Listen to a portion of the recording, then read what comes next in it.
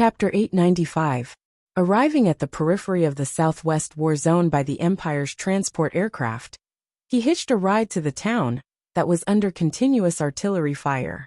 Sneaking into the ruins at night, Sula finally arrived at the place where Paul was captured according to the intelligence. After observing for more than 10 minutes, he quickly left and sneaked into the deeper night. Because the bombardment density of the Southwest War Zone was too high, the intensity of the electronic warfare was too terrifying, and because the lead-like heavy clouds above his head were too thick, when Sula first saw the dilapidated scene of Foray City on the hill, he lost contact with Philip. The black spaceship silently stayed in a certain asteroid belt outside the atmosphere of Emohua planet, and could no longer provide him with any more help. These days, he had been searching under the heavy gray clouds, in the town where missiles were flying, and on the deserted hillside. He had no companions, no travel companions, and no comrades. He just walked alone. Fortunately, he had long been used to walking and fighting alone. Being good at fighting alone did not mean that one could defeat all the enemies alone. Sula knew very well that on the magnificent and tragic battlefield, the strength of an individual was very insignificant. No matter which side of the battle launched a volley of grenades, he would be blown into meat paste. Therefore, he carefully hid his figure, gradually leaving the most dangerous streets and returning to the green hills in the suburbs. Only in the deepest night would he return to the city like a ghost. At night, he walked past the broken bell tower, jumped over the thick sycamore tree, wiped away the heavy dust on the window, and peeped at the messy floor of the warehouse. He carefully searched for all the slightest traces. Because of his determination or luck, he found the right path and saw the dark cellar, as well as the 3 corpses whose blood had long dried up. The battle between the two sides sounded every moment in every corner, even in the seemingly quiet hills and forests. In just 3 days, Sulu searched along the northeast edge of Foray City and witnessed 4 tragic street battles with his own eyes. He saw the Empire's Mecca and the Federation's armored vehicles colliding fiercely. He saw the waist of a Federation soldier being blasted in half by a howitzer fired from the Empire's position. He saw the legs of an Empire medic being severed by Federation machine gun bullets. He screamed in agony as he crawled futilely towards his position. He saw many youths screaming as they died, and then fell silent. The Empire was related to him by blood, and the Federation was related to his emotions. No matter how desperate the battle was, Sula could not do anything other than remain silent. He could not help either side in the battle, and it was very painful for him to move his butt back and forth on the 2 chairs full of blades. The night was getting darker. A round and white moon slowly rose from the horizon in the east, generously illuminating the world through the gaps below the dark clouds in the southwest theater of operations. Sula was lying in the camp pit that he dug in the evening. Looking at the full moon in the sky, he felt the slightly cold and wet sensation coming from below his body. He cupped his left hand into a ball and covered the cigarette butt. Bringing it to his lips, he inhaled deeply, blinked his eyes, and then turned around to look at the city behind him that was shrouded in darkness. Then he narrowed his eyes, because he saw a girl in a white dress suddenly appear on the street that was full of wudong tree limbs and bomb scars. The thin white dress hung down on her thin body. Because of the dirt, it was extremely dark. However, in such a silent and dangerous night, it was as white as a handful of snowflakes that made people pity her. Suli's eyesight was very sharp. Even in such a dark night, with the help of the fading moonlight in the sky, he could clearly see the details of the buildings several kilometers away, not to mention the street that was only 500 meters away from him. The girl in the white dress looked very tired, but her expression was extremely numb, as if she had no vitality at all. Her cheeks were pale, and there were bloodstains on her dress.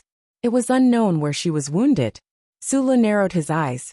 He didn't know why this girl would appear on the street of Foray City at night like a lonely ghost. It should be noted that although it was already night, this city was still very dangerous. A battle could break out at any time, and stray bullets would occasionally cut through the silent night sky. Could it be that she was really a lonely ghost?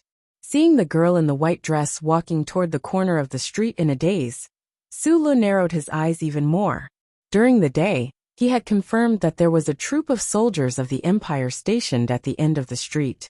The Night Tiger Regiment, which was famous for its cruelty and ruthlessness, would definitely pull the trigger on anyone who dared to appear in front of their defense line without hesitation, no matter if the person was from the Federation or the Empire. Sulu seemed to see the girl's body being cut in half by the cold bullets in the next moment. His narrowed eyes suddenly relaxed, and the moonlight on the horizon reflected into his eyes, very bright. The girl Azra had been wandering on the streets of Foray City for more than 2 days. Her will to live had been crushed by sadness, and she seemed to have no feelings or fear. She walked in the smoke and rubble, between the blazing day and the cold night. She couldn't feel the pain of stepping on hot bullet shells with her bare feet, and she couldn't hear the sizzling sound of flesh burning. She couldn't see the mecha battle that was often only a few hundred meters away, and she couldn't hear the loud sounds of heavy metal colliding. She didn't know anything. She just walked like this aimlessly, preparing to welcome death. Or perhaps she didn't even think about death at all. There was a saying in the Empire: those who don't see death are not easily seen by death. Perhaps it was because even the cold and heartless god of creation felt that her experience was too tragic. Therefore the girl Azra, who had no family and no relatives, walked in a daze for a long time. Fortunately, she was not noticed by the dangerous stray bullets or the more dangerous soldiers. Why didn't I close the door? How could I forget to close the door? This dress is already so dirty. When Grandpa asked me to close the door, why did I pick it up? Why was I so slow? If I was faster, if I didn't pick up the dress, I definitely could have closed the door. Azra staggered along the street full of debris. She numbly walked around the fallen sycamore trees when she saw them. Her body was so tired that it seemed like she could collapse at any time. She felt that she was a prisoner who didn't deserve forgiveness. She lowered her head in self-abasement and sorrow, looking at her blurry figure on the ground. She felt that it was a sin, and so she repeated those words in a tone as soft as a mosquito's. Turning around the corner, she heard a furious curse from the darkness in the distance. There was also the clear sound of gunshots. Azra looked up, tired and numb. She could vaguely see the soldiers in front of her. Her delicate brows furrowed slightly, and then she smiled in relief. She knew that everything was over. The leaves of autumn left the trees because the trees didn't care. The trees fell on the streets because the people didn't care. In this world, in this ruined city that was like an abyss on earth, who would care about the departure of the poor, weak girl Azra? Except for that gust of wind that was starting to weaken on her frail body. Tut-tut. The shrill sound of Empire-made machine gun shots rang out continuously, and then suddenly stopped. A wind blew from the side of the street, sweeping up the fallen leaves on the ground and the small pebbles under the tree trunks. It also swept away the helpless girl's figure. In a low-lying area covered by bushes, Sulu rummaged through his military backpack for a long time. He found 2 boxes of instant nutrition packs, and couldn't help but smile in surprise. He didn't use his military knife. Instead, he pressed the heating spring with his strong fingers. After a dozen seconds of silence, he walked to the side of the military pit and handed the food to the girl. He calmly said, "Eat." Azra ignored him. She just hugged her thin knees and stared blankly at her hometown on the other side of the bushes. Sulu sat down 2 meters away from the girl. He waited in silence for a long time. After confirming that she had no intention of speaking or eating, he stood up and walked over again. Using his steel-like left hand to open the girl's jaw, Sulu roughly stuffed the instant food into her mouth. Fortunately, the temperature had dropped a lot, so he didn't have to worry about burning her to death. "I still have a lot of things to do, whether you deserve to be saved or not. Since I saved you, I have to give you a full meal. There's no point in being a hungry ghost." In a very short time, he stuffed an entire box of food into the girl's mouth. Azra choked and coughed repeatedly. After taking the water that Sulu handed her, she couldn't be bothered to refuse anymore, and drank a few mouthfuls. Then the two fell silent again. The military pit in the hills was silent. After Sulu finished smoking a cigarette, he looked at the wounds on the back of the girl's torn white dress. He suddenly cursed under his breath and took out the medical kit to bandage her wounds. This time, Azula did not refuse, nor did he express his gratitude. Instead, he hugged his knees even tighter. His thin body shook back and forth nervously for a while. Suddenly, he buried his head in his hands and cried, "Close the door. The dress is so dirty. I shouldn't have lifted it. I'm too slow. I deserve to die." The girl suddenly broke down and cried, startling several nocturnal animals in the bushes. It also woke Sulu up. He stood up vigilantly, and at the same time, quickly turned on the filter detection device to monitor the surroundings of the hills to see if anyone was approaching. Then he heard the girl continue to cry, "If I wasn't me, Grandpa wouldn't have died. He's the best clockmaker. He can make the most punctual clocks." Be it friend or foe, they all agreed that Sulu was a good person in the general sense. And he always had a certain trait, a trait that made people trust him easily and feel close to him. Because of this trait and the fact that he was saved, and also because of his noble accent and black hair, Sulu won the trust of the girl Ezra. She didn't hide anything from him as she recounted her tragic experience in the past few days, including the fact that she was raped. Sulu keenly noticed that the girl mentioned the Federation officers later. He then looked at the crying girl and said, "Your grandpa was right. Happy people only need to do one thing, and that is to live. You didn't do anything wrong, so you have the right to live happily." Chapter 896. Azula hugged her knees, opened her tearful eyes, looked at the ruined hometown that had already changed in the night, and asked in a low voice, "Then who did the wrong thing?" After a moment of silence, Sulu replied directly, "I don't know." At his request, Azula forcibly suppressed her disgust for that memory and repeated it again in as much detail as possible.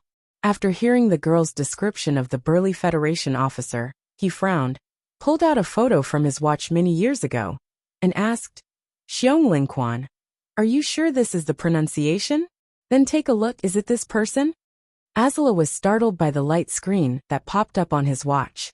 She stroked her chest with her little hand, and after calming down a little, she recognized the burly man on the light screen with a silly grin while holding a horrible big gun. She nodded and then added softly, "His hair is not so long." Sulu thought for a moment, pulled out Paul's photo, and asked, "Is he the brave warrior of the Empire you mentioned?" Azula nodded again, then looked at Suli's eyes curiously and asked in surprise, "How do you know it's them? And you have their photos?" Sulu scratched his head, not knowing how to answer this question. He tilted his head and looked to the east, trying to avoid the girl's puzzled eyes. But he noticed that the brilliance on the horizon had disappeared. The round and white huge moon hid behind the thick lead clouds, and the weather-beaten and damaged Foray City was swallowed by the absolute night.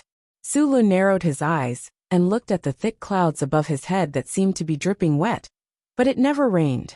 Thinking of the vague information that Philip sent before entering the electronic chaos shield, he could not help but laugh self-deprecatingly. He came to Imohua Planet to find Paul, and he was also very worried about the old guys of Group 7, but he did not expect them to be together now, so his worries doubled. He looked back at the sad side of the Empire girl's face in silence, thinking that if he had not saved her, he would not have known the whereabouts of those guys. Was this the arrangement of fate? Through Ezra's narration, Sulu found out that Xionglinquan had killed the 2 Federation officers who had raped her. This was within his expectations. Group 7 had done a lot of dirty work for the government back then, but that didn't mean that they didn't have a bottom line and taste. He knew what kind of people his former subordinates were. Federation soldiers like Xionglinquan, women and children were basically not killed, but Empire men were killed casually, especially soldiers. The rule of strictly killing prisoners was not in line with Group 7's violent aesthetics. Paul was still in extreme danger, and Sulu knew that he had to find them as soon as possible.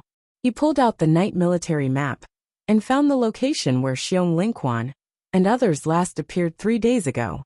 Then he narrowed his eyes and looked at Foray City in the night, stretching out his right index finger and pointing into the distance. His finger pointed at the ruined city, moving slowly along with the artillery fire that lit up from time to time between the buildings on the street corners. Suli's pair of knife-like thick eyebrows were deeply furrowed, his mind turning quickly, thinking hard about where that ghost-like Federation team had gone. Countless battle scenes flashed through his mind quickly. He recalled the details of every battle and mission of Group 7 in the 5460 glaciers, in the 3320 rocky peaks, in the streams, and in the streets of the city. He recalled the content of the notes that the old team members took seriously during Magnolia's tactics class. Sula gradually made some vague judgments in his heart, so he gently lifted the hair in front of his forehead like a certain someone, revealing a gentle smile. In the darkest hours of the morning, Sula left the temporary camp in the bushes with the young girl Azala, taking advantage of the safest time to quickly move forward along the northeast edge of Foray City. He carried a heavy military bag on his shoulder and held a modified gun that neither the Empire nor the Federal forces had. He jumped between the sycamore trees with the young girl, passing by the black stains of old blood, encountering the Federation's reconnaissance team in the morning, and saw a few cold Empire mechs in the twilight. The gun in Suli's hand never fired. He strictly followed the rules of the military tactical manual, avoiding those dangers in a thrilling and seemingly simple way. Even though he was carrying a delicate young girl, he still did not have any loopholes. In the second night, he and Azala entered Foray City's second theater to rest for a while. Then they found that the theater was densely packed with the corpses of Empire civilians. The corpses had long rotted and deformed, most of them revealing the eerie white bones piled up randomly, proving that this massacre had been going on for a long time. Because the war was too tragic, it seemed that the Empire did not care about the dignity of these people after they died. Standing beside the frightened and bewildered Azala, Sula was stimulated by a certain smell in the theater. He narrowed his eyes, thinking of the mass grave he saw in the glacier years ago. That was the blood evidence of the Empire's army slaughtering the Westwoods civilians. Then what did this bleak scene prove?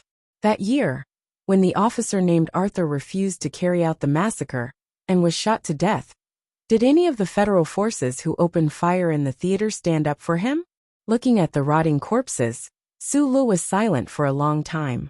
Then he shook his head and left the theater with the young girl Azala. After successfully escaping the crossroads where the battle was most intense, Sulu brought the young girl Azala to an imperial military camp. After his identity was confirmed, he was greeted with fear and trepidation by the highest commander of the camp. So he did not hesitate to ask the commander to settle this poor girl down. Before leaving, the young girl Azala lifted the hem of her dress, which had turned gray, and bowed to him. Then she said in a very serious tone, "I know what is wrong. War is wrong. But war is just a noun. It does not know what is right or wrong." Sulu replied after thinking for a while, "Only people know." After saying this, he didn't linger and left the military camp, heading towards the city again. The people he was looking for should still be in the city. The mixed NTR team led by Xiong Lingquan was like a real ghost, appearing and disappearing amidst the smoke, gunfire, and ruins. Many of the Empire's troops sensed their existence, but they could not find their specific location. The Federal military also did not have a grasp of their whereabouts. Just because others could not find them did not mean that Sulu could not find them. The route he took to escape with the young girl Azala did not deviate from his tracking plan. That afternoon, he arrived outside a courtyard in the countryside southeast of Foray City. Lead clouds still hung overhead, but the density was much less than in the center of the city. The Federation and the Empire's close-range fighter jets were engaged in a desperate battle in the sky. From time to time, there would be fighter jets dragging long fiery tails as they plummeted to the ground at high speed and exploded violently. The degree of radio interference here was much lower, but the long-range equipment Sulu used to communicate with Philip had been damaged in the past few days of concealment and tracking. It was very difficult to pinpoint his location. Sulu looked at the small courtyard dozens of meters away. He walked to the side of a broken tree and squatted down. He looked at the fresh soil and smiled slightly. He dug up with his military knife and found some waste-like nutrition bars and a few rolls of blood-stained bandages. When Group 7 carried out their mission, they would choose to bury the waste produced in the previous 24 hours in a secluded area outside the camp every time they arrived at a temporary camp. This was to prevent the enemy from using the garbage left in the room to determine their direction. Every unit had their own special combat style, and even tactical details. Group 7's details were not in their tactical manual, but in the minds of every member. No one knew. However, this definitely did not include Su Lu. Along the way, he had constantly used similar methods to confirm the location of Xiong Lingquan and the others. Xiong Lingquan and the others would never have thought that the details they used to conceal their tracks would instead become a beacon that exposed their movements. The Southwest War Zone, which had not rained for a long time, suddenly began to drizzle. Su Lu, who had completely hidden his body behind the broken tree, narrowed his eyes and glanced at the sky. He casually lifted the rain hat behind him and covered his head. Then, he carefully extended his lens and observed the activity in the small courtyard. There should be someone in the triangular attic. The window was covered in a thick layer of dust, but the broken hole next to it had a somewhat fresh smell. Was it a peephole or a crosshair? Why was there a thin alloy wire in the cabbage nursery? Was it a booby trap or something? Also, there was the treehouse on the broadleaf tree to the west of the small courtyard. The war had lasted for 3 years. Could it be that there were still Imperial children who dared to climb up to play? Why were there military boot marks on the bark of that tree? The NTR team led by Xiong Lingquan had made extremely thorough security preparations for this small courtyard. However, for Su Lu, these preparations hidden in the dark were too easy to discover. They were too familiar, so familiar that he actually felt a bit moved. As if he had returned to the scene of the tactical drill back in the camp, Su Lu licked his slightly dry lips. Following the path he judged to be the safest, he quietly approached the small courtyard. His right hand slowly extended over the courtyard wall. However, just as he was about to quietly sneak in, a gunshot rang out in the small courtyard. Even with a silencer, in this quiet space, it was still extremely clear and crisp. The bullet brushed past his right hand and entered the brick wall, splashing up a few pieces of sharp red dust. Su Lu suddenly crouched down against the wall and thought in annoyance, "There's actually another hidden and strange point. When did these guys become so crafty?" The raindrops gradually became heavier, hitting his clothes, the red brick wall, and the wild leaves growing in the nursery in the courtyard with pitter-patter sounds. After that gunshot, there was no more movement in the small courtyard. Su Lu hugged his gun and leaned against the wet brick wall. He narrowed his eyes and looked at the mist between heaven and earth, but he didn't say anything. Sneaking in had already become an extravagant hope, and he definitely wouldn't shoot inside. Due to some very complicated psychological factors, he also didn't want the people inside to know who he was. So what else could he do other than wait in the rain? Chapter 897. The cold wind and rain wrapped the smoke particles in the atmosphere. The scars of war fell from the sky and washed the surroundings, but they could not wash away the tension and the dead silence inside and outside the small courtyard. No one spoke in the rain, and the silence lasted for a long time. Suddenly, someone in the courtyard shouted, "Listen up, the people outside. I'm about to come out and give you a second." Who else but Xiong Lingquan could scold with such vulgar and heroic spirit in the obviously shaky Empire language, especially with the extremely accurate pronunciation of the word? However, Su Lu did not have the urge to laugh. Instead, his expression turned solemn, and his brows furrowed deeply. As the former commander of Group 7, he knew the fighting style of his team members too well. He was sure that they would never choose to fight head-on in the heart of this dangerous war zone. Behind this vulgar scolding, the team must be quietly withdrawing from the small courtyard. This was the most conservative and correct choice, but Paul was still in their hands. Su Lu could watch them slip away, and watch the rain get heavier and heavier. He was not sure he could find them again. He leaned against the wet red brick wall, and was silent for 2 seconds before shouting into the rain, "It's me." The walls in the room on the second floor of the small courtyard were all removed, and it became an open space. Behind the glass window facing the rear of the small courtyard, thick beech planks were nailed, enough to withstand a round of bullets. However, The people in the room did not know how many enemies there were outside the courtyard, and how strong the enemy's firepower was.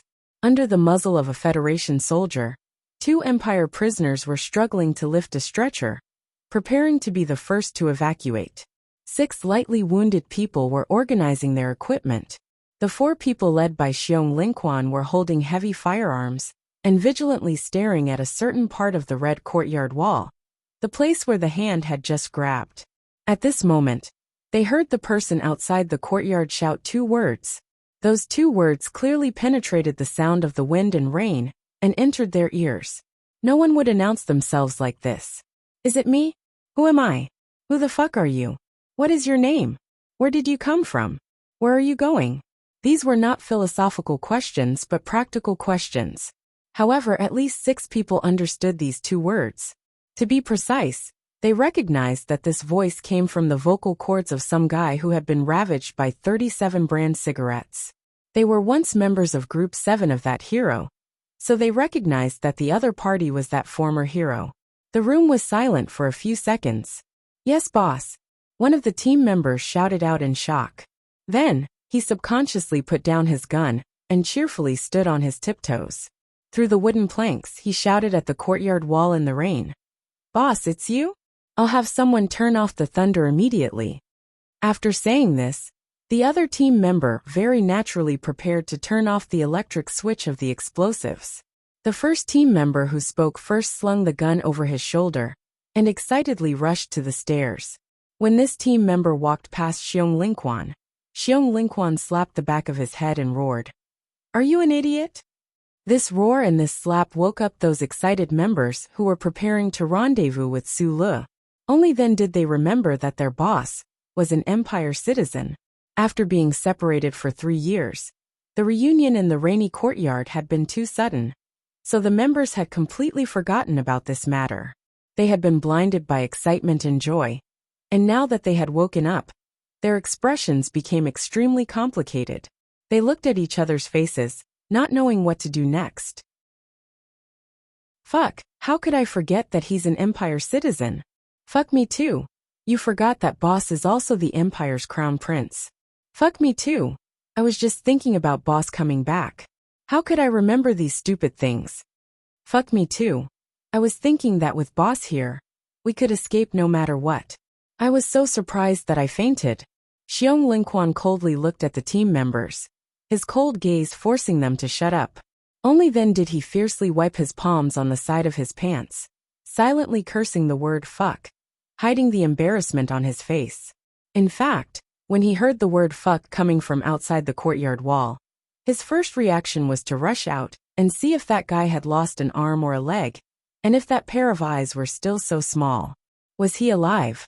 Apart from the 2 Empire prisoners, the rest of the people in the room guessed the identity of the person outside the courtyard wall from their reactions. The NTR team soldiers looked at each other in dismay, shocked that they would actually encounter such a legendary figure. On the stretcher, Dongfeng Yu looked at Xiong Lingquan and mocked. Black blind. What the hell are you standing there for? If you want to surrender to the Empire's royal family, this is the best opportunity. Xiong Lingquan looked down at the heavy gun in his hand, his tanned face flushed red. He cursed a few words in a low voice, walked to the window, and smashed open the hard beech planks with his fist, aiming at the red brick wall. Su Li's voice came from the red brick wall again. I'm here to save a person. His name is Paul. He should be one of the 2 Empire soldiers you captured. Xiong Lingquan frowned, looked back at the 2 Empire prisoners in the room, and asked in a deep voice, which one of you is called Paul?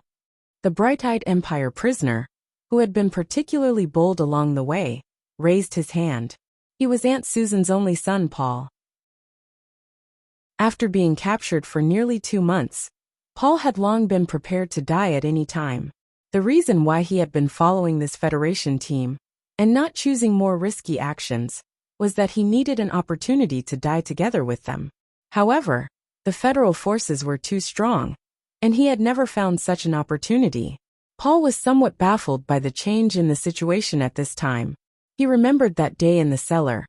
These Federation soldiers had said that their leader was an Empire person. Then, Could it be that the person hiding outside the red brick wall was that Empire person? Why did that voice sound familiar? His eyes lit up, but he didn't dare to believe his own judgment. Xiong Lingquan stared at the red brick wall in the rain through the window, his heart full of anger. The source of his anger might be because Su Lu suddenly became an Empire person, which made him unable to accept emotionally. Perhaps it was because this person had made Group 7, or even the entire 17 years, suffer too many strange gazes and suspicions in the past 3 years. Perhaps it was because he felt powerless in the face of fate's betrayal. But the more likely reason should be that the leader, who he hadn't seen for 3 years, suddenly appeared on the battlefield. He actually didn't come to find these old men of Group 7, but to save that Empire person named Paul. Of course, he definitely wouldn't admit this, just as he once said to the battalion commander of the Iron 7th Division's Defense Battalion. He firmly believed that he would be the first to shoot after seeing Su Lu on the battlefield. So Xiong Lingquan furiously pulled the trigger at the red brick wall. The red brick wall shattered into pieces, exploding into dark powder that splashed everywhere in the rain. Amidst the concentrated gunfire, he shouted wildly, "Fuck your great-grandmother!" The moment the gunshot rang out, Su Lu did a standard roll in the rain. He shrunk his body in an extremely sorry state, lying in the dirty mud. He watched as the red brick area to the left of where he was before instantly turned into ruins under Xiong Linquan's gun. After escaping from the Federation for 3 whole years, he missed his homeland for 3 whole years, especially the old friends who lived there. He had imagined countless times what it would be like if he returned to the Federation in the future and reunited with those fellows. He even imagined that this kind of reunion would happen on the battlefield, just like today. However, in all of his countless imaginings, Su Lu never thought that they, especially Big Bear, would actually really shoot at him. The cold raindrops hit his face and flowed along his black hair, but it didn't make his heart cold. Instead, some kind of wildfire began to burn there, so hot that he bounced up from the wetland like a bolt of lightning, leaving the red brick wall and walking into the rain. The rain was open, and there was no shelter. As long as a bullet was fired from the courtyard, his life would easily end. However, the wildfire burning in his chest and abdomen made him not think about this at all. He stood in the wind and rain, fiercely lifted his rain hat, and with one hand holding the heavy homemade gun, he pointed at the small building in the courtyard and cursed furiously. "Fuck your great-grandmother. You open fire. You open fire. You might as well fucking kill me." There was no gunshot.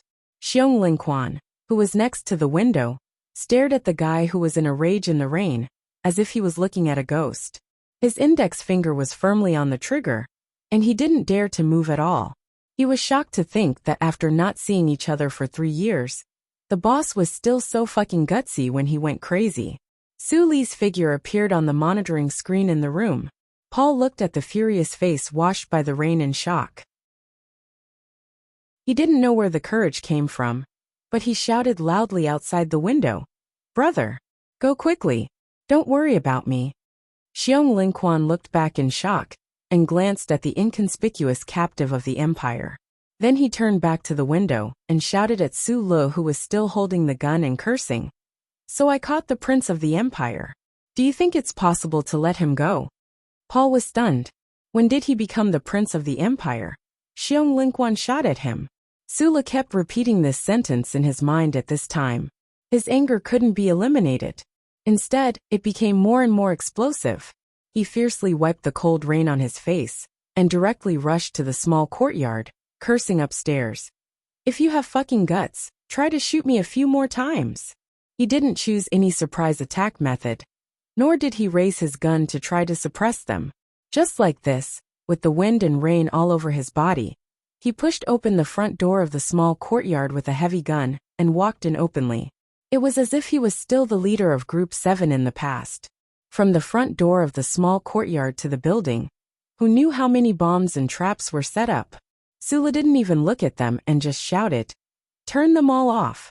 The members of Group 7 in the room woke up and turned off all the devices as fast as they could.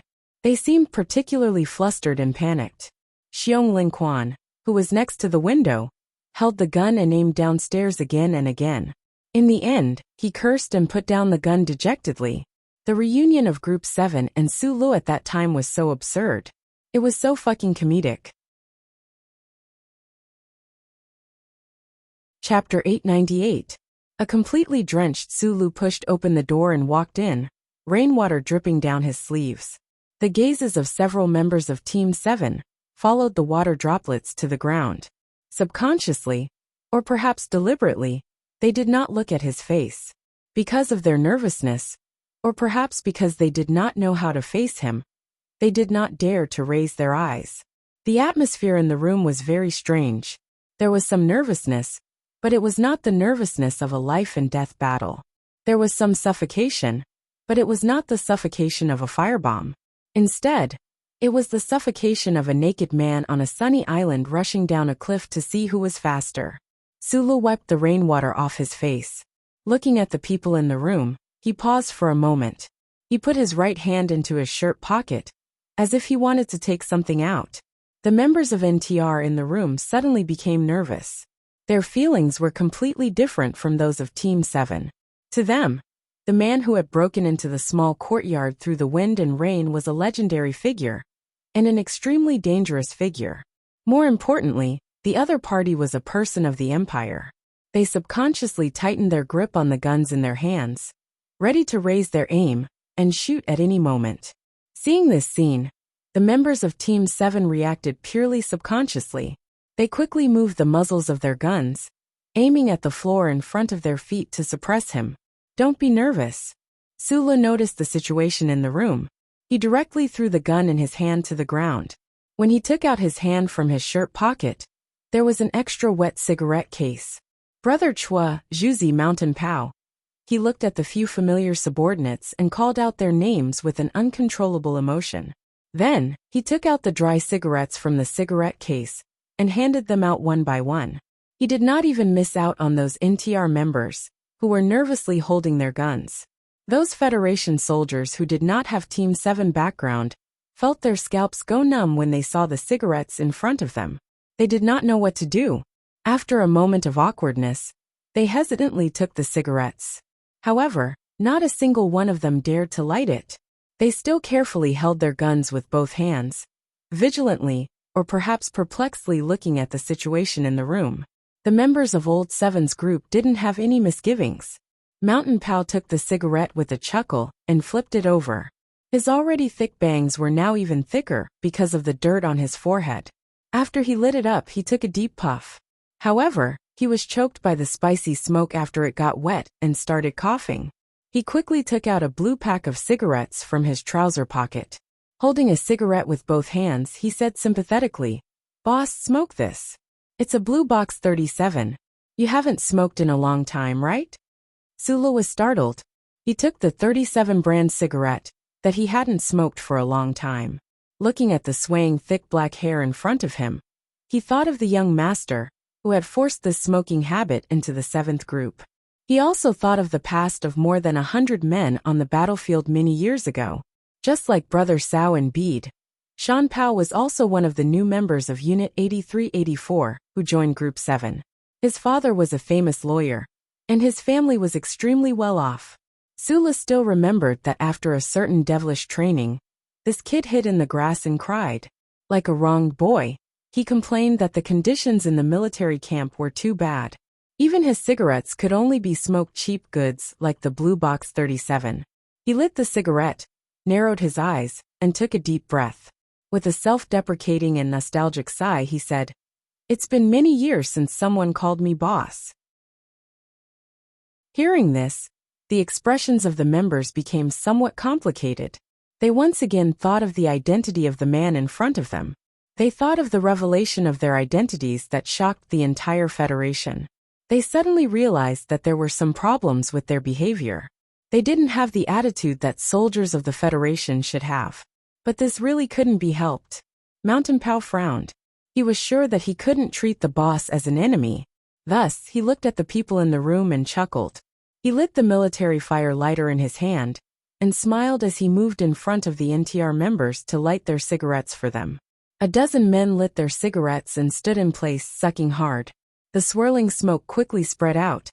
occupying every corner of the room, successfully dispersing the previous tension, strangeness, and confrontation. On a dangerous battlefield where life and death were imminent, this kind of burning stick was always the best material to close the distance and harmonize emotions. The NTR members, who were facing a great enemy, finally relaxed. Genuine smiles began to appear on their faces as they leaned against the wall and whispered something to their companions. Outside the window, the wind and rain continued. The pearl-like raindrops hit the broken glass and the wooden planks of the beech tree. The raindrops continued to blossom, and the sound of the raindrops echoed in the ears of the people in the room. It was like a light and lively violin song, making people feel extremely relaxed. Sulu took off the cigarette and held it between his fingers. He quickly scanned the room and saw a wounded person lying on a stretcher in the dark. Paul was behind the stretcher. His still young face was filled with disbelief, surprise, and frustration as he tried to stand up. He gently pressed down with his right hand hanging by his side, indicating for Paul to calm down and not move too much. Then, he looked at the burly man by the window and said after a moment of silence, "You know how dangerous this place is. It's even more troublesome to walk with two captives. Don't talk to me about tactical manuals. If you think the wounded are a problem, I can help you." Raindrops drilled in through the smashed beech planks behind Xiong Lingquan, drenching his strong shoulders. However, he had no intention of moving to take shelter from the rain. Ever since Sulu entered the room, he had been standing by the window and looking at him expressionlessly and silently. He didn't hug him, pick up his gun, or pick up the cigarette. "Big Bear, you know me. I won't lie, and I won't talk nonsense. Give me some face and let Paul go. He is not a prince of the Imperium. He and his mother saved me in the Imperium years ago. In other words, they helped the Federation. Although it was not intentional, I assure you that he is a good person. His whole family is good people." Xiong Lingquan slightly frowned, thinking that these words sounded weird. When he was about to say something, a burst of exaggerated laughter suddenly came from the dark corner of the room. "What a fucking joy. Ha ha ha." The laughter was very loud, arrogant, cold, and even filled with resentment. It immediately attracted the attention of everyone in the room. Everybody took off the cigarette in their mouth and looked at that direction in shock. "What are you doing? Acting in a movie? A warm reunion? You idiots. You think that this guy is not a citizen of the Imperium if you cover his eyes?" Dongfang Yu, who was lying on the stretcher, was seriously injured. But at this moment, he somehow found the strength to prop himself up and lean against the damp corner of the wall. Panting heavily, he looked at the crowd and scolded fiercely. "What do you want? Defect to the enemy or commit treason? Or are you planning to suck up to the Imperial Crown Prince?" He raised his arm with difficulty and pointed at Xiong Lingquan, who was standing by the window, and shouted, "Xiong Lingquan, if you dare to make a deal with him, unless you kill me right now, this daddy will fuck your entire family and 18 generations of ancestors when I get back." Shan Pao was enraged by this person's vicious words. He spat out the cigarette in his mouth and roared, "Dongfang, this daddy doesn't care about your rank. If you dare to call the boss a citizen of the Empire, this daddy will definitely stab you 3 more times in your stomach when you recover." Dongfang Yu's resentful laughter forced tears out of his eyes. The wound on his chest and abdomen split open and began to seep out blood. He looked very miserable. He looked at Shan Pao and said with contempt, "Coward, you think he's not a citizen just because you say so?" Shan Pao's lips moved slightly. He wanted to retort but didn't know how to. He grimaced and looked back at Sulu. His eyes were like that of a wounded rabbit, extremely pitiful. Sulu looked towards the corner of the room. Only now did he recognize the identity of this seriously injured person. He couldn't help but feel a wave of shock and strong confusion. Dongfang Yu was the commander of the 1st Regiment of the Iron 7th Division many years ago. He was Du Xiaoqing's right-hand man along with Shiman Jin. The war had lasted for many years. According to the usual trajectory, this person should be at least the commander of a certain Federation division, or even higher command right now. He should have become one of the federal military's new generation generals. Who would have thought that such an officer with a bright future would appear in the most desperate courtyard of the Southwest War Zone, lying on a stretcher and coughing blood, while letting out mournful and resentful laughter? Su Le naturally remembered that he was the one who had forced Du Xiaoqing to personally punish this person and throw him into the NTR unit of the new 17th Division. However, he didn't expect this person to survive for 3 years in the NTR unit, where the casualty rate was incomparably high. He also didn't expect that Du Xiaoqing, who had long been the #1 person on the Federation's front lines, would actually not bail out this most loyal subordinate of his. You're right. Whether I admit it or not, I'm still a citizen of the Empire. However, I've already learned not to treat this identity as a humiliation, because not everyone from the Empire is bad, and not everyone from the Federation is good. 3 years ago, several bottles of inferior wine, 2 bowls of instant noodles, and a long conversation in the department store at the foot of the mountain. Su Le had long forgotten about his identity. He narrowed his eyes and looked at Dongfang Yu on the stretcher.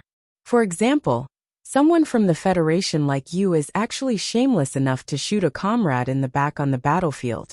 Do you think you have the right to call others cowards? The room was silent. Dongfang Yu leaned against the wall and looked at him, the smile on her face gradually fading.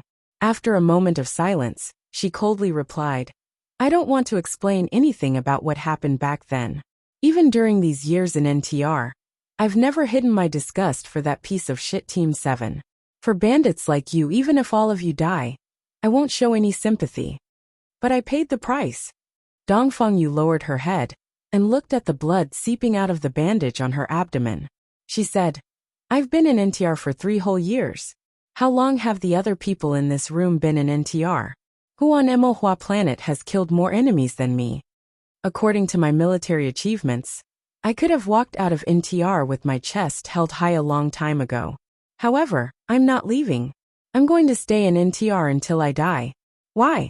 Dongfang Yu stared into his eyes and continued expressionlessly. Su Le, I'm doing this to shut the mouth of a moral peddler like you. I'm going to tell everyone that I didn't disgrace my commander and the Iron 7th Division. I'm going to make it so that you won't have any excuse to criticize my unit. Chapter 899. As for these prisoners, they are my prisoners. Dongfang Yu's pale face peeked out from between the thick stubble of his beard. It was as if he was mocking Su Le. He looked at the people in the room and mocked. This is not a fucking movie. If this was a movie, I would make you kneel down and beg me. You better not kneel down and beg me, because no matter how you beg, it will be useless. He looked at Su Le again. Ignoring his injury, he turned his arm and pointed at the 3 terrifying puncture wounds on his chest and abdomen. He said in a serious tone, I use my life to exchange for this. These 2 Empire prisoners must carry me back to the army and then be locked in the prisoner camp for the rest of their lives. If you want to take them away, you will have to shoot a few more holes in my stomach. Xiong Linquan looked at the dust on his military boots and the swaying of the heavy gun beside him. He suddenly shook his head and said to Su Le, You should go. I have already sent the coordinates to the base. Our mission has been completed long ago. Tomorrow evening, a mecha camp will come to pick us up. If you don't want to face the federal military again, you better leave immediately. The relationship between Su Le and Team 7 was very complicated. They were naturally on opposite ends of the spectrum, but they couldn't really be enemies. Of course, they couldn't appear too close either. Right now, Xiong Linquan was able to say these words, which already represented a very rare trust and many old friendships. Su Le's reaction surprised everyone in the building. He didn't feel sad or dejected, nor did he suddenly transform into a cold-blooded demon king. Instead, he silently took off the military backpack behind him and frowned as he looked at the light screen in the corner. He asked, Is there a signal in this area? The electronic interference is still very serious. The communication is intermittent. I only had time to report the coordinates, but I didn't record the fake signal. Pearl from Team 7 habitually answered this question quickly. When the words came out of her mouth, She realized that this kind of military information should be kept secret. She couldn't help but awkwardly scratch her forehead. Sula looked at Xiong Lingquan and asked with a frown, "When were the coordinates sent back?" Although they had not seen each other for 3 years, Xiong Lingquan could still easily read the emotions hidden between his eyebrows. He could not help but raise his eyebrows. According to military discipline, he absolutely should not reveal this information to anyone. Although the other party was once his most trusted and respected leader, after all, the blood of the imperial family flowed in his body. Not to mention that he had disappeared for such a long time. Who could guarantee that there was no change in his body? After a moment of silence, Xiong Lingquan overcame the struggle in his heart with the countless scenes of life and death battles he had experienced in the past. In a low voice, he stated a precise time.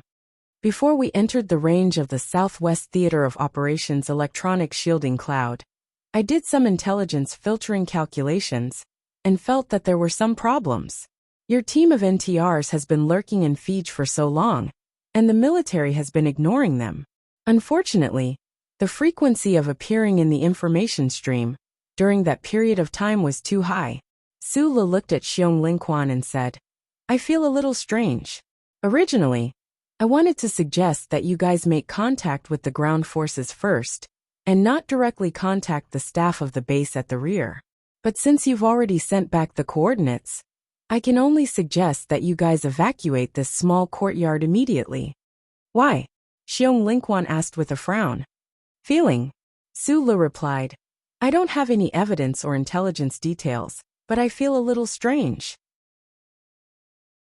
It's just like the feeling I had on the battlefield before those stupid things happened." Xiong Lingquan stared into his eyes and retorted angrily, "Are you crazy? We're already very lucky to be able to find this camp to defend and wait for reinforcements. But now you want us to listen to the feelings of an Empire citizen and abandon this place?" After a moment of silence, Sulu pulled out the precise map of Emohua planet's surface from his watch. Just like when he was preparing for battle in the past, he directly waved his hand and called for all the members to gather around him. Then, he lowered his head and pointed at a certain valley and plain on the electronic map and said, "This is the landing pad closest to the southwest of the Federation's air support area. If the military sends a fighter jet here, it will only take 47 minutes. This also means that there are still 16 minutes before the fighter jet will arrive at this small courtyard." Member Pearl frowned as she calculated the distance between the two places. She raised her head to look at Su Lo and explained, "Only 13 minutes. Right now, the Federation fighter jet engines are using the Nutshell Elite second generation, so their speed is much faster than before."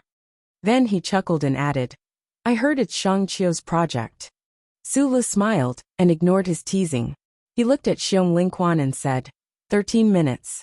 We still have plenty of time to retreat to a safe area." Xiong Lingquan was stunned for a moment, then frowned at him and asked coldly, "Why would the military send a fighter jet? Even if they decided not to send a mecha battalion to support us, they should send a transport plane. What if they send a fighter jet?" Sula stared into his eyes and asked, "That doesn't make sense." Xiong Lingquan waved his arms angrily and said, "Does the base want to attack our team?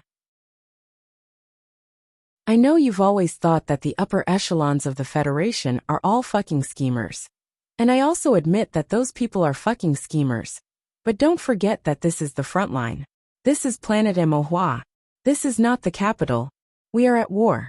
Sulu was about to say something, but Xiong Lingquan continued with a frown. "Besides, you should know very well that even though the General Staff Department transferred all of us, the old 7 group, to NTR, to those big shots, we are nothing. Even if there is a conspiracy, it is not worth it to use us." In the small courtyard amidst the rain, the people in the room quietly listened to the argument beside the electronic map. At this time, no one knew that within the federal military base, there had been an undercurrent flowing. One careless operation mistake had led to a routine purge becoming an even colder scheme. They also didn't know that Da Vinci was currently on the run in the forest, and that hundreds of small-eyed Special Forces soldiers were currently searching for the location of Camp 2 at the foot of the mountain. At this time, Su Lo also didn't know what had happened at the base, and he even agreed with Xiong Linquan's opinion. On the front line where the flames of war raged on endlessly, the big shots of the federal military had no reason to make a move against this NTR team. This kind of thing was too dirty and evil, so dirty and evil, that it was not in line with the interests of any faction. However, based on his instinctive sense of danger, based on the importance he attached to the old members of this lone team, he decided to stick to his opinion. He stared into Xiong Linquan's eyes without backing down and said calmly, "Even if it is just to be safe, you should still take the team and retreat. See if there will be a fighter jet coming. If there isn't, you can come back again." Xiong Linquan was silent, his brows furrowed. Su Lu used mockery to strengthen the strength of his words. He sneered and said, "It only takes a few minutes, just a rain shower. What are you worried about? Are you worried that I, a person of the Empire, will guess the ugly actions of the Federation and make you lose face?" Time passed minute by minute, second by second, and Xiong Linquan still couldn't make a decision. He was not an indecisive commander on the battlefield, but Su Li's words were too absurd in his opinion. Why would the base launch an attack on his team? Shan Pao's gaze shifted between Xiong Linquan and Su Lu several times. Finally, he couldn't help but pick up his helmet. Through the battlefield infantry system, he said to the observation post outside the building, "Monkey, don't save energy. Increase the filter detection range. Keep an eye on the sky of the 17,556 sector in the southwest. Pay attention to any abnormalities." Xiong Linquan tacitly agreed with his actions. Shan Pao looked at Su Lo and explained, "It's Monkey today on the tree hole. I guessed it was him a long time ago. His tactical actions are still so crude." Su Lo smiled and said, "Only a blind person wouldn't be able to see those two large footprints on the tree bark." The communication system wasn't turned off. A few seconds later, the angry voice of the member of Group 7 in the middle of the tree sounded. "Boss, you can't talk behind people's backs. I Monkey didn't open fire just now." Su Lu smiled, but his brows suddenly furrowed. He subconsciously covered his ear with his left hand. When he confirmed that he could communicate in this area, he had activated the equipment in his military backpack. The equipment, which had been severely damaged, finally connected with the spaceship outside the atmosphere. Hearing the hissing noise and the intermittent keywords in his eardrums, Su Li's expression became more and more serious. He looked at Xiong Linquan and said, "We have to retreat. A fighter jet is approaching at high speed. It's faster than what we calculated. It seems that some people are more thirsty than we thought." Everyone in the room looked at him in shock. Su Lu added, "It's Sparrow Hawk." The Sparrow Hawk was one of the Federation's most powerful ground attack methods. The Federation soldiers in the room were all veterans who had climbed out of piles of corpses. Of course, they knew that it was impossible for this kind of fighter jet to land in this kind of terrain, let alone evacuate with so many people. Exaggerated laughter burst out in the dark corner again. Dongfang Yu, who had been silent all this time, raised his arm and wiped his tears with difficulty. He scolded everyone. "You actually believe a member of the Empire's royal family? You are all fucking crazy." Monkey's shocked shout suddenly came from the treehouse outside the building. "It's really a Sparrow Hawk, a gray hawk." The atmosphere in the room suddenly became tense. Dongfang Yu was stunned for a moment before he shouted angrily, "There are so many fighter jets of the Empire in the sky. This is a fucking air battle. Why are you so nervous?" Xiong Linquan looked back at him coldly and said, "According to the observation pattern of the past 2 days, the air battle in this area has already ended. Those people even dared to blow up the ancient bell." Su Lu said, "Retreat." Xiong Linquan gave the order. "I'm not retreating." Dongfang Yu roared. "I don't believe that anyone will attack me. You bunch of lunatics. Idiots." Su Lu shouted, "What about that time you fucked with old Bai?" Dongfang Yu was silent. Xiong Linquan picked up a corner of the stretcher. Su Lu waved his hand and signaled Paul to follow behind him. He picked up the other corner of the stretcher. Everyone left the small courtyard at the fastest speed and entered the storm. A few minutes later, a gray Federation Sparrow Hawk broke through the clouds and arrived. Accompanied by the clear sound of missile launch, the small courtyard turned into a sea of fire.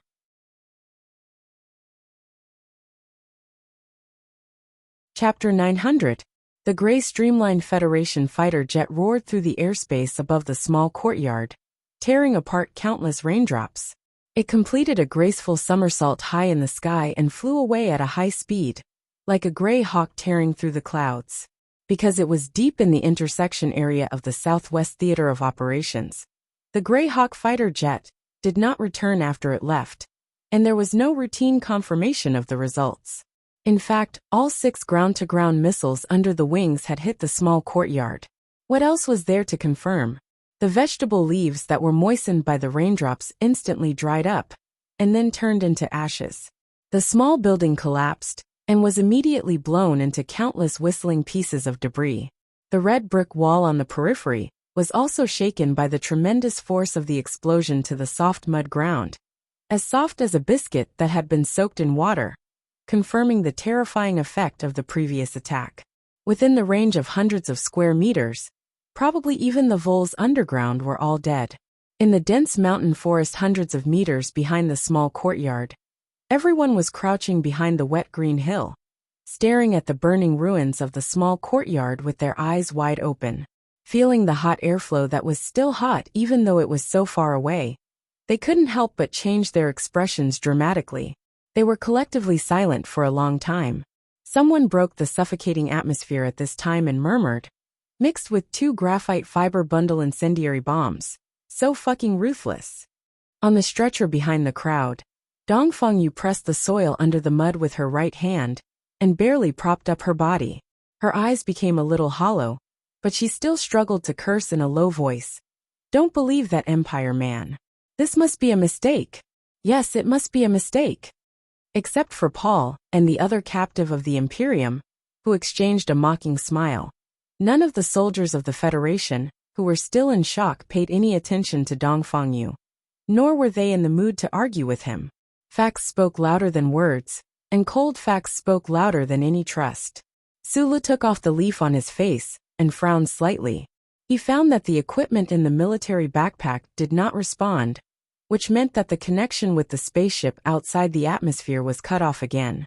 Xiong Lingquan stared silently at the flames that were still sticking out their tongues ferociously in the heavy rain. He said to Zhu Er, who was lying beside him, "Check the signal strength. If the continuous duration exceeds the predetermined value, then reconnect with the previous communication channel. Tell the base that we've been attacked by a Federation Greyhawk fighter. Ask them what happened." Pearl looked at him in surprise, and found that Xiong Lingquan was not speaking out of anger. She subconsciously looked at Sulo, and found that the boss had remained silent. She could not help but rub her head of curly hair in annoyance. Following his instructions, she began to search for a signal channel through the filtering equipment. Xiong Lingquan explained to his team members with an expressionless face. At the same time, he explained to Su Le, "That's our own team. We need to make a final confirmation." "Yes, but..." Zhuer took off her earphones. With a hint of grief and indignation, she looked at Xiong Lingquan and Su Le and said, "There is no reply. The frequency of the base has entered a state of silence. The base's communication channel, which should be responsible for receiving or rescuing them, had entered a strange state of silence at this moment." Everyone in the forest and behind the green hills knew what this meant. As if infected by the silence of the communication channel, the people lying on the ground in the rain also fell into a deathly silence. Dongfeng Yu also slowly closed her mouth. Su Le narrowed his eyes and looked at the movement in the field in the rain. He climbed up from the wet ground and took 3 deep breaths. His brows were tightly knitted together as he muttered, "Fuck you fucking mutter." The former member of Group 7 Monkey had been in charge of the lookout post in the treehouse. He was the last to leave the small courtyard. While he was shocked by the fighter, he had been paying attention to Su Le. When he heard these words, he explained to the soldier beside him in a low voice, "Boss usually doesn't like to swear, but sometimes he can't help it. That's why he likes to use this kind of automatic silencer. The meaning of this sentence is, fuck your fucking mother." The soldier who had just joined NTR half a year ago said in astonishment. That's really dirty. That's why it has to be silenced, right? Speaking of which, our Group 7 also used to have this kind of habit. In the past 2 years, no one has used it, but isn't boss back now? I reckon he'll have to pick it up again. I see that you're usually quite honest and dutiful. In the future, you'll have to pay more attention in this area, so that you don't fall behind. The Group 7 member nicknamed Monkey was called Jean Ruse. He came from Linhai. His parents were both powerful people in the university city. His family had a long history of learning. However, after mixing with Group 7 on the front lines for so many years, he had long become a boorish man with a mouth full of vulgarities. Just like Jean Ruse, the old members of Group 7, like Pearl and Mountain Pow, were angry and sad that the federal military had not only abandoned them, but also wanted to kill them. However, they were not nervous, and they were not in despair. Group 7's tradition had always been to allow anger but not despair. Moreover, now that they had welcomed their boss back, they dared to charge forward no matter how stormy the road ahead was. Just as Jean Ruse was translating his boss's vulgarities to the newcomer, Xiong Lingquan stood up with his heavy gun and said in a deep voice, "Cut off all communication channels, and take off your friend or foe identification devices." Everyone took off the metal buckles on their belts without hesitation, and simply destroyed them. Dong Fangyu, who was on the stretcher, was silent for a moment. Then with trembling hands, she took out the identification device from between the layers of the stretcher and threw it out. A hard military boot ruthlessly crushed the metal plate that represented the identity of a Federation soldier. Xiong Lingquan slowly retracted his right foot, allowing the rain to hit his expressionless face. He looked at everyone and said in a deep voice, "From now on, we will be a true lone army. We won't have a base, we won't have a backline. We will fight alone in a foreign land. Everyone will be our enemy. We won't have any more missions. Our only mission is to survive. We have to survive and return to the base alive.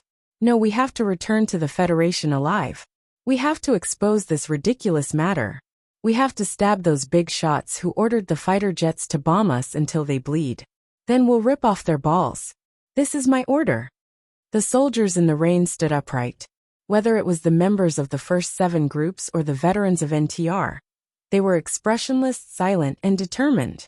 There was no hot-blooded oath, but they were full of strong willpower. Even Paul and the other Imperial captive could feel some kind of heat in the wind and rain.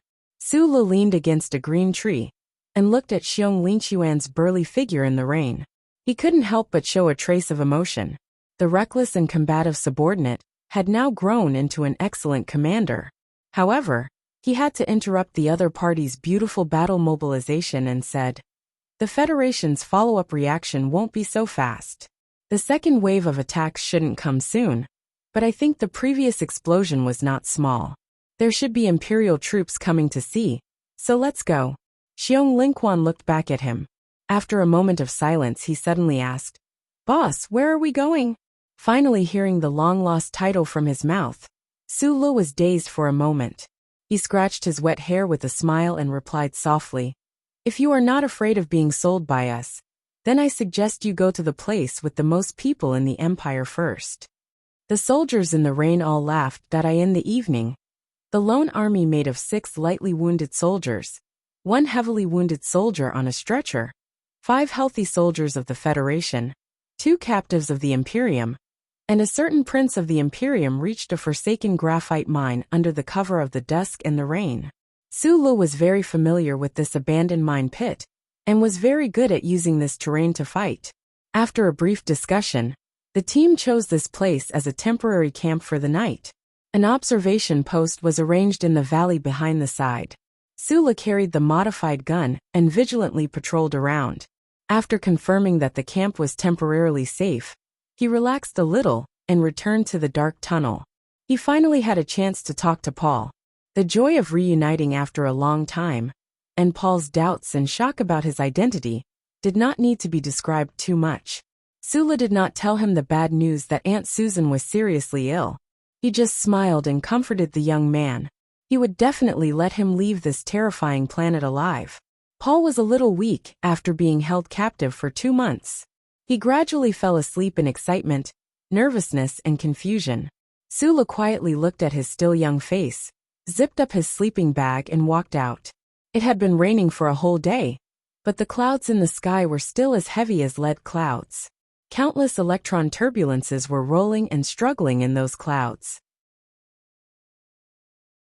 The bright full moon on the horizon only appeared for a very short time before it was swallowed up in an instant. The mine was plunged into darkness. In the darkness, Xiong Lingquan came over, took out a cigarette, and tore it in half. He handed one half to Su Lu, and stuffed the other half into his mouth. He began to chew it with his saliva. I'm not as addicted to smoking as before. It's probably because I haven't been on the battlefield for a long time. Su Lu gently rubbed the tobacco with his fingers and said with a smile, I don't know if old Bai has succeeded in quitting smoking. His child should be almost 3 years old. I heard it's a girl, Xiong Lingquan said. A girl is good. Someone as delicate as him will definitely be popular when they grow up. Su Lu paused slightly and suddenly asked, How many people do we have left? Xiong Lingquan was silent for a long time before replying, 37. Su Lu looked at the occasional cannon fire under the night sky in the distance, and said with a frown, Back then, there were 5,460 of us. We had a total of 137 people. And now there's only a few left? I'm talking about the people who are still in the army. Boss, after you ran away, some people chose to retire like old Bai. Lu Jiao retired 2 years ago, and now he's driving a taxi in the capital. He earns quite a good income, but I heard that he always has abdominal cramps on rainy days, and he can't even hold the steering wheel properly. Do you still remember the wound on his stomach back then? In his letters, he always complained that it was the aftereffects of that injury. I don't understand. There's no joint in the stomach, so how can he get rheumatism? Fuck. Xiong Lingquan scolded with a smile, and spat out the tobacco in his mouth. Su Lu narrowed his eyes and sighed. Retiring from the army is pretty good. At least they're still alive. Xiong Lingquan only said that some people had retired from the army, but he was not willing to say how many. He understood what he meant. Many of those people in Group 7 had left the army forever because of this war. He stuffed the tobacco into his mouth and slowly chewed. He felt that it was getting more and more bitter and numb.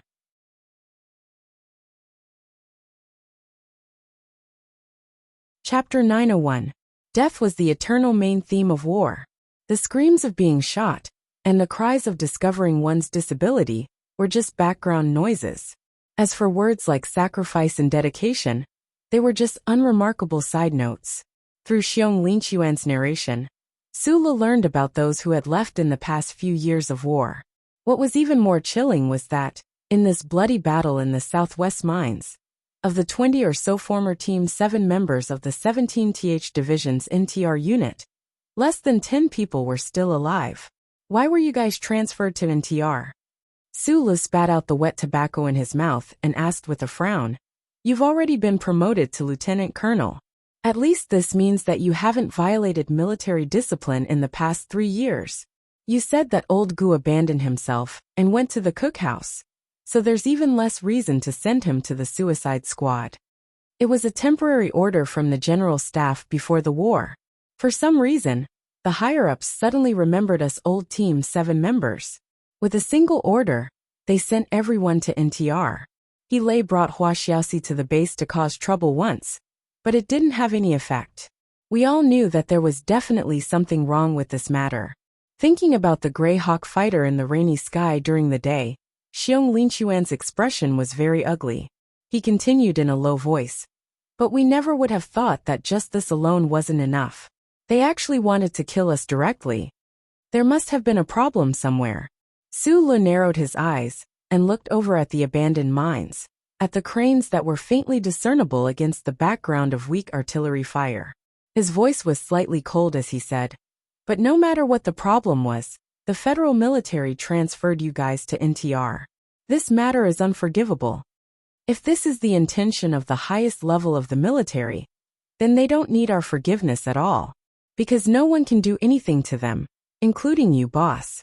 Right now, you're a citizen of the Empire, not a hero of the Federation.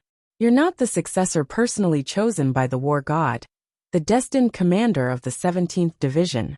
Xiong Linquan looked at Su Lu in silence for a moment before calmly changing the topic. As per your request, I pacified that imperial captive and promised to let him go once he entered the safe zone. After a slight pause, he said self-deprecatingly, "But my imperial language is terrible, and I don't know if he understands. Besides, I remember who Paul is. You mentioned him twice after you came back from the Empire last time. Maybe he and that imperial aunt are really good people. But when I think about how that guy might have killed his comrades on the battlefield, I feel very uncomfortable." Xiong Linquan's sentiments about the upper echelons of the federal military and the changes in the camp ended there. He began to seriously report to Su Lu the intelligence the troops were currently facing and discuss what they should do next. This was a real soldier.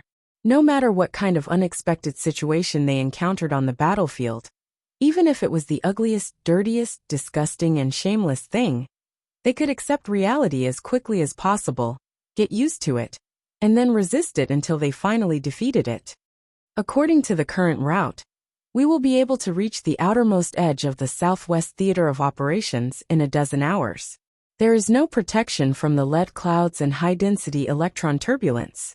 The signal relay stations outside the atmosphere, as well as the military satellites of the Federation, can easily capture our whereabouts and then complete a fatal positioning attack. This is my biggest worry right now. Su Lu frowned and was silent for a moment before saying, "Staying in the Southwest Theater of Operations means that we may encounter troops far stronger than us at any time and anywhere. It is equally dangerous. Let's go out first.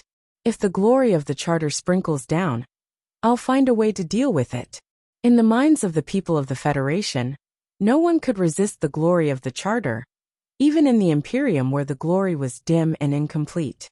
But after hearing Su Li's words, Xiong Linquan did not show any emotional reaction of shock.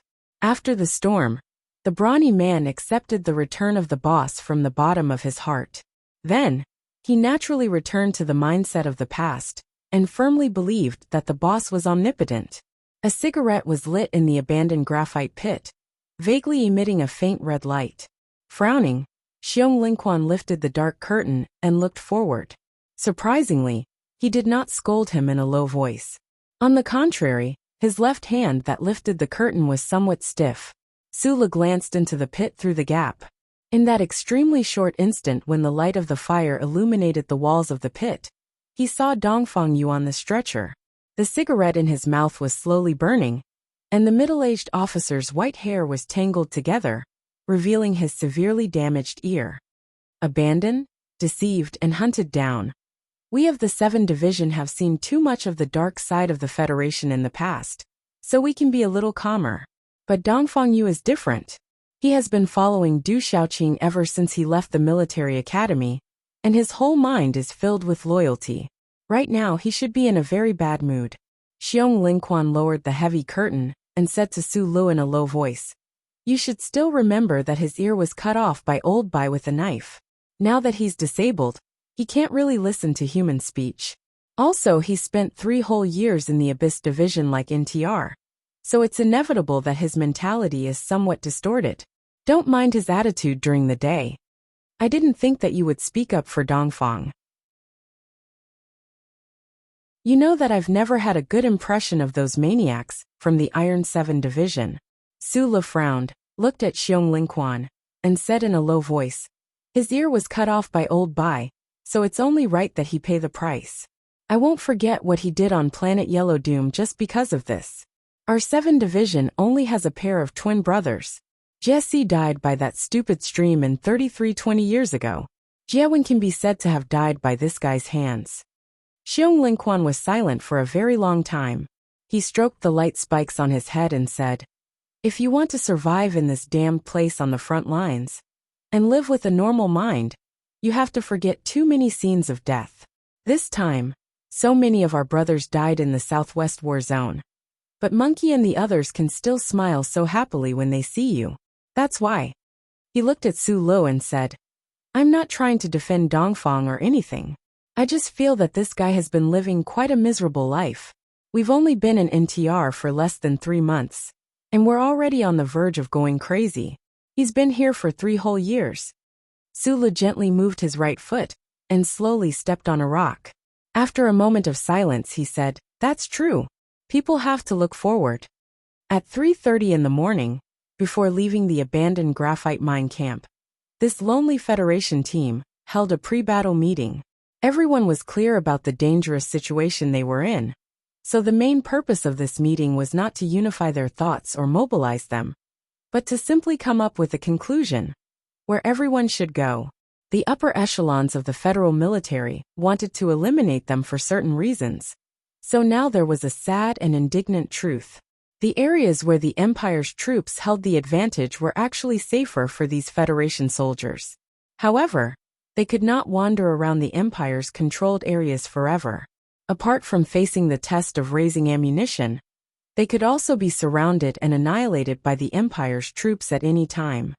The image of a lone army fighting is very tragic and powerful, but this kind of thing will always have a tragic ending. It's better to avoid it if possible.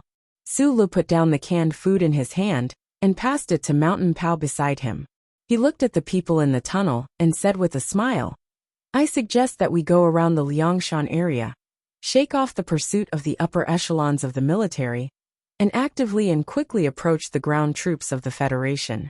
There's no conspiracy that can make the millions of federal troops of Emohua move together. As long as we don't get killed on the spot, then we'll have a chance to explain the truth. The key is which ground troops are trustworthy. If we just go over like this and find out that the ground troops are Hu Lian's direct subordinates and are chasing us everywhere, then it'll be like sending white meat to an orphan's mouth. It'll be a horrible death."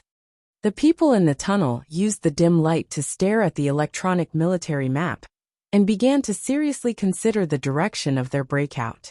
They had been hiding in Fear City for 2 months, and they had no information at all, so they did not know what to do.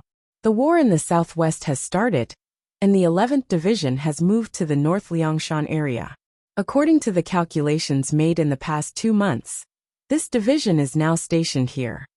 A cold and tired voice suddenly rang out in the quiet tunnel. On the stretcher in the corner, Dongfang Yu struggled to prop up half of her body. Expressionlessly, she pointed at a corner of the map and said, "We should approach there immediately." "Why?" someone asked. The 11th Division and the 3rd Division are the main forces of the Southwest War Zone, and they're the direct subordinates of the division. Even if Hu Lian can order them around, he definitely won't dare to order these 2 divisions to kill us. Besides, I used to have a good relationship with those 2 division commanders. Dongfang Yu coldly explained. The 3 RD Division's main attack range is in the Northwest Basin, too far from here, so we can only choose to approach the 11th Division. Mountain Pao looked at him and sneered. "Wake up. Even if you used to be friends with those 2 division commanders, when was that? Now they're the division commanders of the Federation's main forces. And you're just a pitiful guy like us who's counting the days in the NTR unit. Who would remember you?" Dongfang Yu's haggard cheeks suddenly flushed red. He stared coldly at Mountain Pao, wanting to scold him, but for some reason, he just shut his mouth and refused to speak again. "I agree with Dongfang's opinion. Use the fastest speed to approach the 11th Division." Right at this moment, out of everyone's expectations, Sulu expressed his agreement.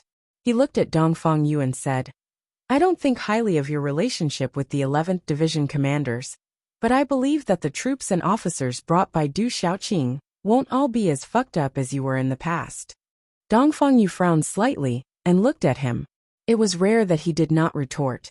Mount Pingliang was not that dangerous, but because all of the roads had long been destroyed in the war, and because of the sudden appearance of a great fog, it immediately became exceptionally rugged and difficult to traverse. However, this was definitely a good thing for them. Under the cover of the thick fog, the team quietly passed through the 2 remaining lines of the Empire's firepower blockade. By nightfall, they arrived outside a hidden valley at the northern foot of Mount Pingliang with great difficulty.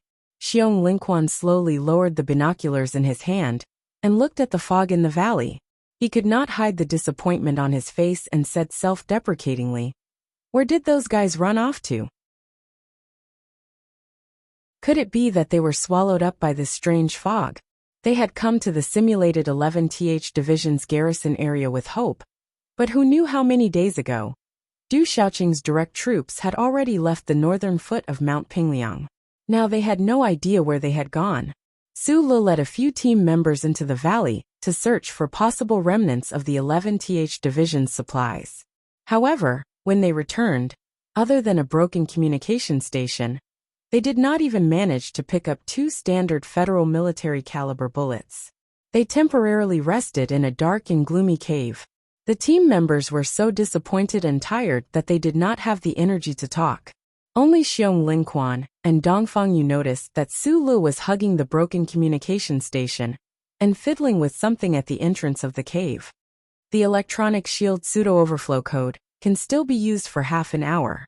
The self-starting chip will release fragments of the 11th Division's information. We don't have to worry about the base discovering our existence. This is a good opportunity. At least we can hear what the federal forces have charged us with. An NTR soldier looked at the communication station Su Lu was hugging and stared at the 2 bullet holes in the exposed metal wreckage. He said in shock, "This thing can be repaired." Back in the day, when our Group 7 went to the front lines, we were always the team that expended the least resources. Why? Because what our boss is best at is collecting and repairing junk. Mountain Pao sat beside him with a cigarette in his mouth and said mockingly, "What's the big deal about a communication station? Just now, if you wanted to pick up 2 broken mechas in the valley, the boss could have gotten you a good mecha. Even if it couldn't fight, it could at least run." Is that a compliment or a mockery? Su Lu used his fingers to deftly connect the 2 wires and said, "But if there's a chance along the way, you guys can keep an eye out for broken mechas." Through this broken communication station, the people in the cave finally heard the voice of the federal military's upper echelons, for the first time, since the silence of yesterday's communication. Then silence. In the secret message sent by the Federation base to the various troops at the front lines, their NTR unit was confirmed to have colluded with the Empire and betrayed the Federation. The request was for all divisions to eliminate them as soon as they discovered their tracks. Xiong Lingquan slapped the wet wall of the cave and said angrily, "They actually accused us of betrayal. Those people are so shameless." After a moment of silence, Dongfang Yu suddenly laughed self-deprecatingly and said, "This is really too damn interesting. The base isn't wrong. Accusing us of betrayal is also reasonable." He pointed at Su Lu and said, "Isn't this just an Empire person? It's just that you guys haven't had the time to collude with him and betray the Federation yet." Dongfang Yu's tone was very absurd, but it was hard to tell whether it was sarcasm or the crazy words of someone who had suffered a mental blow. None of the team members were in the mood to argue with him. Leaning towards the 11th Division was the most conservative and also the most reasonable choice. Now that this path was cut off, the orders from the base had brought them into an even more fatal situation. Right now, no one knew where to go. The despair of the end of the road was just like the strange fog that filled the air of the southwest war zone, blocking off all paths ahead. Suddenly, the fog at the northern foot of Mount Pingliang dispersed. Even the thick clouds in the sky seemed to magically open up a gap, letting in clear sunlight. A hail of bullets came from the mountainside. Enemy attack.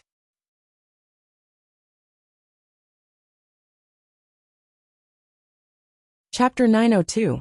The sound of the heavy autocannon bullets striking the rocks was not the crisp sound of raindrops. Instead, it was more like the muffled sound of water droplets falling into a pile of hot ash. Following these sounds, the heat was rapidly absorbed, and then the water vaporized. Life drained away, just like the rocks that were constantly falling from the cave entrance. The heavy firepower on the mountainside was less than 600 meters away from the cave entrance.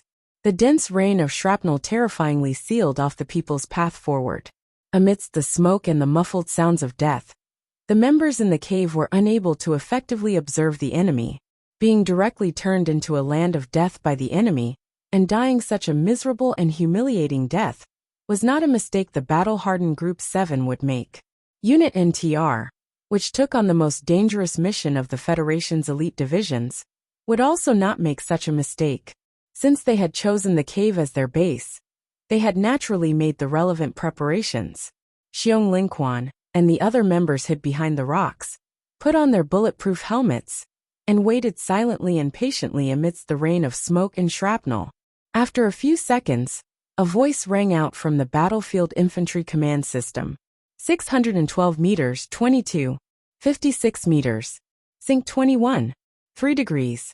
Heavy firepower. Reorganize camp. Close in. Inorganic armor. A moment later, that voice rang out again. People of the Empire. At this moment, Monkey was on a broadleaf tree outside the cave. As a sentry, he was in charge of monitoring the movements of this mountain forest, helping his comrades in the cave predict danger in advance. In the end, he did not discover that the enemy had silently crept over through the thick fog. This made his mood somewhat terrible, and his voice was somewhat trembling. Fortunately, he was still calm and clear. With a few simple keywords, he very well summed up the current situation. As for the last person from the Empire, he said it in an especially awkward manner. In the many years of battle before, he had never made such a report, because the enemy was definitely from the Empire. However, this enemy that was fighting alone right now was very likely to be from the Federation. After clearly hearing the location of the fatal heavy firepower at the mountainside, the mountain cannon quickly pulled over his military backpack and picked up the infantry narrow-barreled cannon as fast as he could. Without even aiming, he directly fired at the collapsed rocks and dust at the entrance of the cave. Under the suppression of the Empire's heavy cannons, he had no way of peeking out of the hole to launch an accurate bombardment. The precise location given by the monkey was meaningless under such circumstances. Thin and long lotus-style rapid explosive bullets shot out of the single-soldier cannon on his shoulder at high speed, dragging a blazing white tail that was about half a meter long.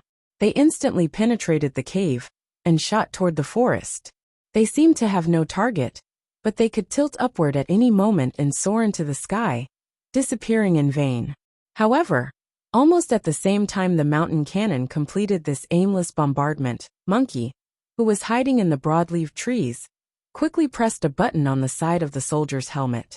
Through the matrix optical aiming system on the transparent light screen, he stared fixedly at the Empire's heavy machine cannon that was continuously wreaking havoc 600 meters away. The slender and long lotus bomb received the data signal from the forest, and its tail emitted a faint beep. The wings that were about the size of a palm trembled at a high speed and instantly locked onto the target. Dragging a terrifying flame tail, it directly blasted toward a certain spot on the mountainside. With a muffled boom, a violent explosion occurred on the mountainside. The heavy machine cannon immediately misfired, and more than 10 Empire soldiers scattered on the ground, unknown whether they were dead or alive. Xiong Lingquan was the first to jump up. He rushed out of the cave entrance and hid behind a hard rock. He picked up the heavy rapid-fire rifle and pulled the trigger at those figures in the forest. The rest of the team members also quickly pounced out, each of them spreading out to choose their shooting positions, and began to counterattack. Su Lo and Paul carried Dongfang Yu on a stretcher and quickly followed behind, while that Empire captive followed behind in a sorry state. Everyone's timing was very precise, and their coordination was also very practiced. Whether it was Pearl and the other members of Group 7, or the NTR soldiers, in this seemingly simple process of coming out of the cave to counterattack, they all displayed extremely outstanding military qualities. The Empire troops at the foot of the mountain had already closed in enough distance and began to suppress with even more ferocious firepower. Dozens of gun barrels spewed out bullet fire, and the flying rain of bullets cut the forest leaves into countless desolate fragments. Monkey slipped down the broadleaf tree like a nimble shadow. Just as his feet touched the ground, the broadleaf tree behind him was directly cut in two by a burst of violent fire. He couldn't care less about the lingering fear, and loudly warned the team members scattered around the forest. There are armored vehicles entering the valley. Be careful of their heavy artillery. Xiong Lingquan raised his gun and shot down the nearest Empire soldiers at the foot of the cliff. He ordered through the communication system, "Open the triangular fan to the southwest. Be careful to keep your distance." The team members fought and retreated according to the deployment, but they were still unable to get rid of the Empire troops at the foot of the mountain. Occasionally, there would be muffled groans, and the situation was extremely passive. Xiong Lingquan quickly calculated the enemy's military deployment, but he kept feeling that something was wrong. The firepower at the foot of the mountain was too fierce. His brows were tightly knitted, and he warned everyone through the system. The enemy is not a normal battalion. They have the qualifications to call for air support. Monkey, pay attention to the movements in the air. If you miss one more goddamn thing, I'll kill you. Traversing through the southwest theater of war, where fierce battles were taking place, the lone army had long been mentally prepared. Although the weird thick fog and the high-intensity electronic shield could help them cover their tracks, it also meant that they could encounter the enemy at any time, anywhere, without any mental preparation. However, they didn't think that their luck would be so bad. The first battle they fought on the road of escape was already facing such powerful Empire troops. The appearance of the Empire troops at the northern shore of Liangshan wasn't actually a surprise. Right now, the troops attacking the lone army were the vanguard battalion of a certain Empire elite brigade. This elite brigade was ordered by His Highness to reinforce the southwest war zone with the intention of forcefully attacking the Federation's 2nd Military Region's 11th Armored Division. However, for nearly a month, they could only watch the 11th Armored Division's shadow from afar, unable to approach.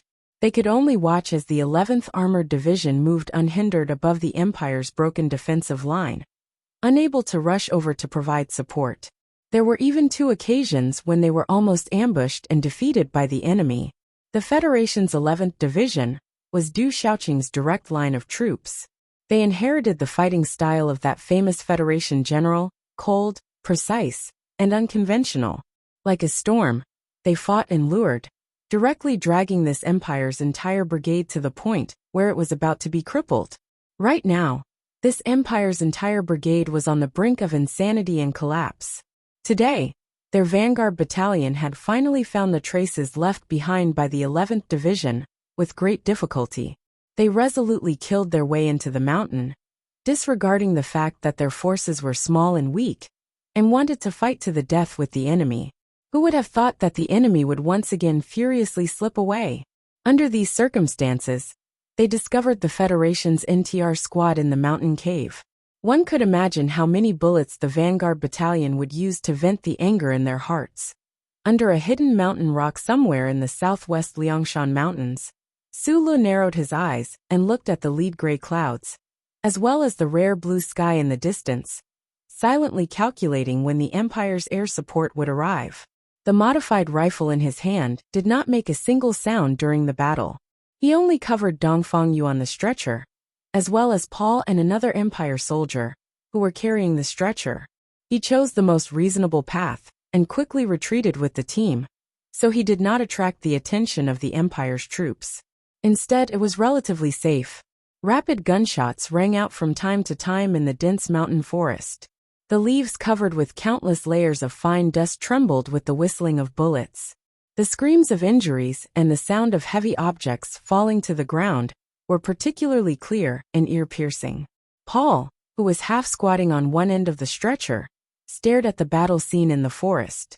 He listened to the cries of his comrades before they died, and listened to the familiar hometown language. A fierce struggle appeared on Akiji's face.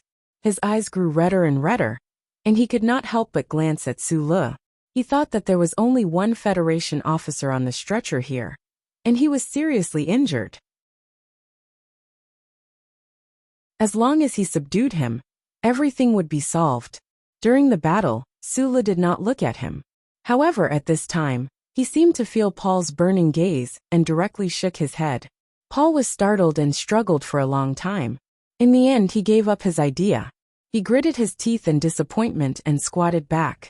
The other Empire captive in charge of carrying the stretcher was already middle-aged, and his gray-brown hair was a little dirty. He felt the arrival of an opportunity like Paul, and could not help but nervously lick his lips. Then he quietly reached out to the stretcher. After taking care of the heavily injured federal officer for 2 months, the imperial captive had long discovered that the federal officer hid a pistol in the gap between the stretcher. He believed that as long as he could get his hands on that pistol, he would definitely be able to control the situation. Then, he wanted to order the strange small-eyed man to surrender, so that everyone could return to the Empire army, and even make a great military contribution. Then in the future, his descendants would no longer have to serve those damn aristocrats.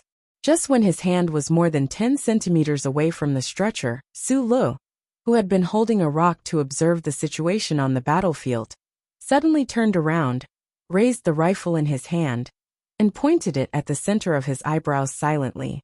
The Empire captive looked at the black barrel in despair.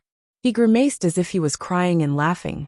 He slowly retracted his hand, sat back on the ground, and whispered a few words in a low voice. Dongfang Yu, who had been looking drowsy on the stretcher, suddenly opened his eyes at this time. His right hand slowly reached out with the anti-water cloth and held the pistol. He quietly looked at the rifle in Su Li's hand, the emotions in his eyes somewhat complicated. Suddenly, he asked in a hoarse and weak voice, "Why don't you just tell the Empire army that you are a member of the Empire's royal family? Who the fuck dares to shoot at you?" Su Li laughed at himself and said, "No one will believe me. Even if I have identity verification, who cares about this when I am in a frenzy? It is very difficult for me to make the Empire believe that I am from the Empire on the battlefield, just like I can't make the Federation believe that I am from the Federation. That's why you don't fire a shot in the battle." Dongfang Yu looked at his face and said in a hoarse voice, "And then you will stop your fellow countrymen from stealing my gun."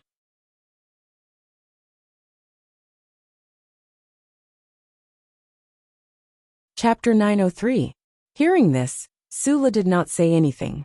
He turned back to look at the intense battle in the forest, and carefully listened to the feedback from the infantry command system. Then he frowned slightly and looked up at the sky, feeling the fog droplets condensing again. The leaden clouds above the foothills of Pingliang Mountain were still hanging low, and the blue crack in the distance was slowly closing. With the help of the beautiful afterglow, he could vaguely see a few small black dots.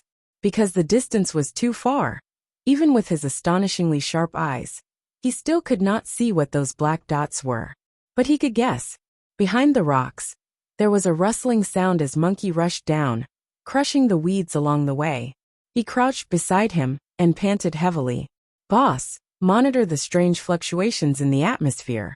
It's possible that the Empire has sent fighter jets over." Su Li narrowed his eyes at the small black dots flying close to the clouds in the distance. His hands forcefully unwrapped the oilcloth wrapped around the rifle, and at the same time completed the action of loading. He said, "I've seen them. Everyone must hurry up and retreat."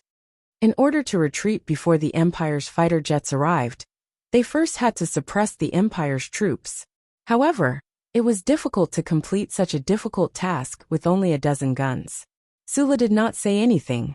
His left foot lightly stepped on the rock, and his entire body turned into an afterimage as he rushed into the forest. He did not run toward the place where the firepower was the densest, but deliberately chose to distance himself from the battlefield. Relying on his terrifying speed, he quietly arrived at a mountain stream a kilometer away. Without any cover, he simply stood beside the splashing white rocks.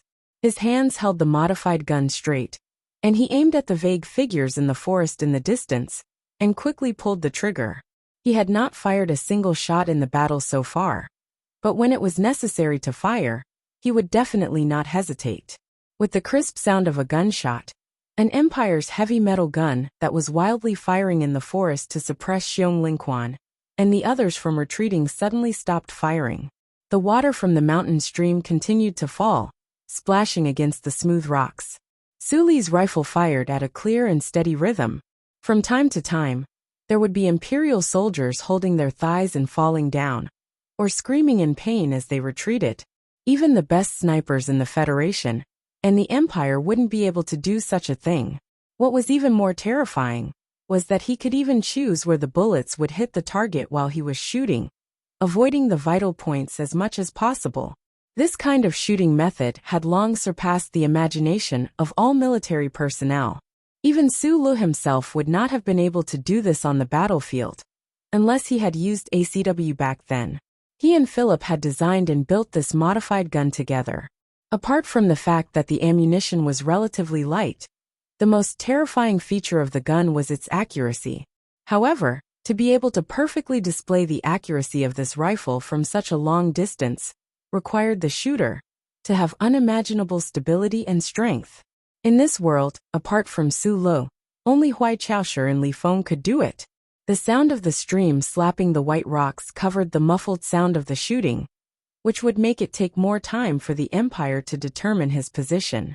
He just stood by the stream and kept pulling the trigger, covering the retreat of the team.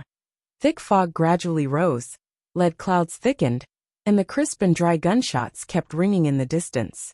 Taking advantage of this rare and precious opportunity, Xiong Lingquan ordered all the team members to quickly gather, and then retreat to the southwest of Pingliang Mountain. My brother hasn't come back yet. He's trying to save you. How can you leave him behind? Paul stared angrily into Xiong Lingquan's eyes and shouted in choppy Federation language. At this dangerous moment, Xiong Lingquan did not have time to talk nonsense with him. He signaled with his eyes for Mountain Pao to carry the stretcher. He grabbed Paul's belt with his right hand and quickly ran to the back of the forest with him. He said in a deep voice, "You don't know your brother. He is the most powerful warrior. He is safer when he is alone, and he knows how to find us."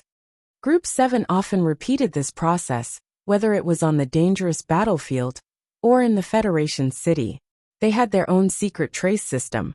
So when Su Lu jumped down the cliff like a ghost half an hour later and returned to the team, few people were surprised except for Paul. Mountain Pao stuffed the bloodstained pocket watch into his arms and walked to his side with a forced smile. "Boss, how was the result? How many did you snipe this time?" Su Lu smiled and shook his head, not answering. Mountain Pao was stunned, and then slapped his head heavily. He remembered that the boss was from the Empire. He must be in a very heavy mood to shoot his compatriots at this time. He had really asked a very bad question. In addition to regret, Mountain Pao also felt some regret that he could no longer find the feeling of the past. Every time they returned from shooting, the new members of Group 7 always liked to surround Su Lu and help him count how many bullets he had fired today, so how many enemies had fallen. At that time, calculating the boss's record was so simple. The fog shrouded the mountains again. This lone army walked silently in the difficult Pingliang mountain range. Perhaps it was because of exhaustion, but no one spoke again. In the previous battle, especially in the last round of heavy artillery attack by the Empire's Vanguard Battalion, 2 members had died, as well as the Empire's captive. No one in the team expressed condolences or sadness for their companions who had left, not because they did not care about life and death, but because they had seen too much in the war. They were not indifferent and numb, but numb to life and death. Su Lu understood how sad it was to be indifferent to life and death, so he was more and more certain that everyone should live and not die, at least not for any reason other than time. Looking back at the fog in the distance, he narrowed his eyes, thinking that he really should have let that Empire man leave at that time. The setting sun unwillingly penetrated the dark gray clouds, sprinkling a few pitiful rays of twilight on Pingliang Mountain. He retracted his gaze and quickened his pace to catch up with the team. After climbing through Pingliang Mountain and returning to the southern foot of the mountain, the team members were somewhat hesitant when deciding the next direction of the team, but they all agreed that they should leave immediately. They couldn't get close to the 11th Division, and this fog was too strange. No one knew when it would suddenly disappear like before. It was too dangerous to continue moving in and out of the southwest war zone like this. This small army couldn't afford to lose any more men in battle. Go to Camp 1. Old Gu is still there. It's too dangerous on the way. Su Lu narrowed his eyes at the steep snowy peak in front of him. He thought about how he still could not contact the spaceship and said softly, "We'll climb directly."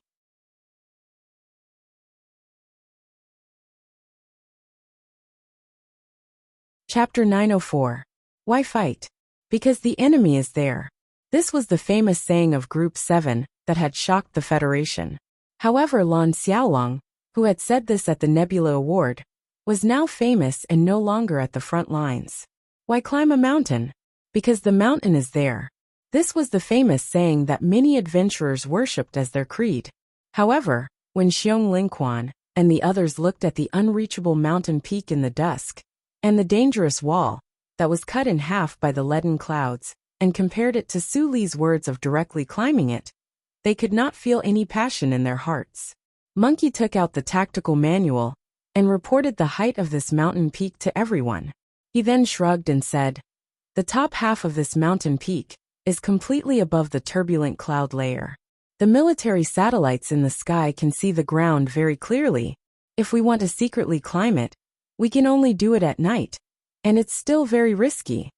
The height of the height of the height was shocking, and climbing in the dark was even more dangerous. The team members looked at Su Li. Although they did not directly object, the hesitation in their eyes showed their attitude. "We want to climb this mountain peak, but of course it's not because it's there that I don't like the look of it and have to step on it a few times." Feeling the tension and suspicion in the team, Su Li made a joke that was not very funny. He pointed at the snowy mountain and said, "It's because other than directly climbing, we can't find any other way. The further away from natural danger, the more likely it is to encounter danger from the same kind. Boss, we haven't seen each other for 3 years. How did you become a third-rate philosopher?" Xiong Lingquan said with a frown. He then took out a precise map from his backpack and began to try to find a relatively safe climbing route. Mocking was one thing, carrying out orders was another. This dangerous mountain peak that stood at the edge of the mining area in the southwest of Emohua planet had no name. There was not much green vegetation on the mountain peak. That was about 6,000 meters above sea level, only grayish-black volcanic rocks. There were no minerals. The empire that was busy mining graphite on this planet had not really paid any attention to it for thousands of years. The team's final destination was a pass on the left side of the nameless mountain peak. The exact height was 5,477 meters, and this route was relatively safe and easy to walk. The weather in the mountains was a bit abnormal. The lone army walked along the rugged mountain road with difficulty, passing through the silent forest on the mountainside, and finally walked out of the strange thick fog area. Suddenly, they came to who knows how many meters thick lead clouds. The battle-hardened team members still couldn't understand why this desperate battle would push the clouds to such a low altitude. If Su Li was given some time, he could probably use some vague calculations to form a formula between the amount of ammunition, electromagnetic turbulence, and this strange astronomical phenomenon. However, at this time, he was holding the stretcher tightly with both hands and staring at the steep mountain road under his feet. Beads of sweat dripped down, and he had no energy to do such boring work. If they had rested for a long time and had just entered the battlefield, it wouldn't have been difficult for Old Seven's team to climb this mountain in one night. However, this team had been on the run for many days in the Southwest War Zone and was already exhausted. The equipment of the lightly wounded was all taken over by the other team members. Paul and Bede, who were responsible for carrying the stretcher, were already exhausted and were replaced by Su Li and Xiong Lingquan. As the two most physically strong people in the team, they also carried 5 or 6 heavy guns on their shoulders. They looked like 2 greedy hedgehogs preparing for winter, with too many fruits on their bodies. The team members walked in silence within a distance of less than 20 meters. No one spoke, no one talked, and no one laughed, conserving all of their physical strength. No one flattered or tried to take the guns on Su Li and Xiong Lingquan's shoulders, because this was a battle. Everyone needed to do something to maintain efficiency. The mountain road gradually became steeper and steeper, and it couldn't even be called a road at all.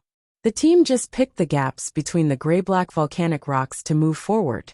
The temperature in the surrounding environment was getting lower and lower, and the increasingly heavy breathing formed a thick white fog in front of the team members' lips. After passing through about 7 kilometers of volcanic debris-scattered area, The team stopped to replenish some nutrition and water, and at the same time to recover their physical strength.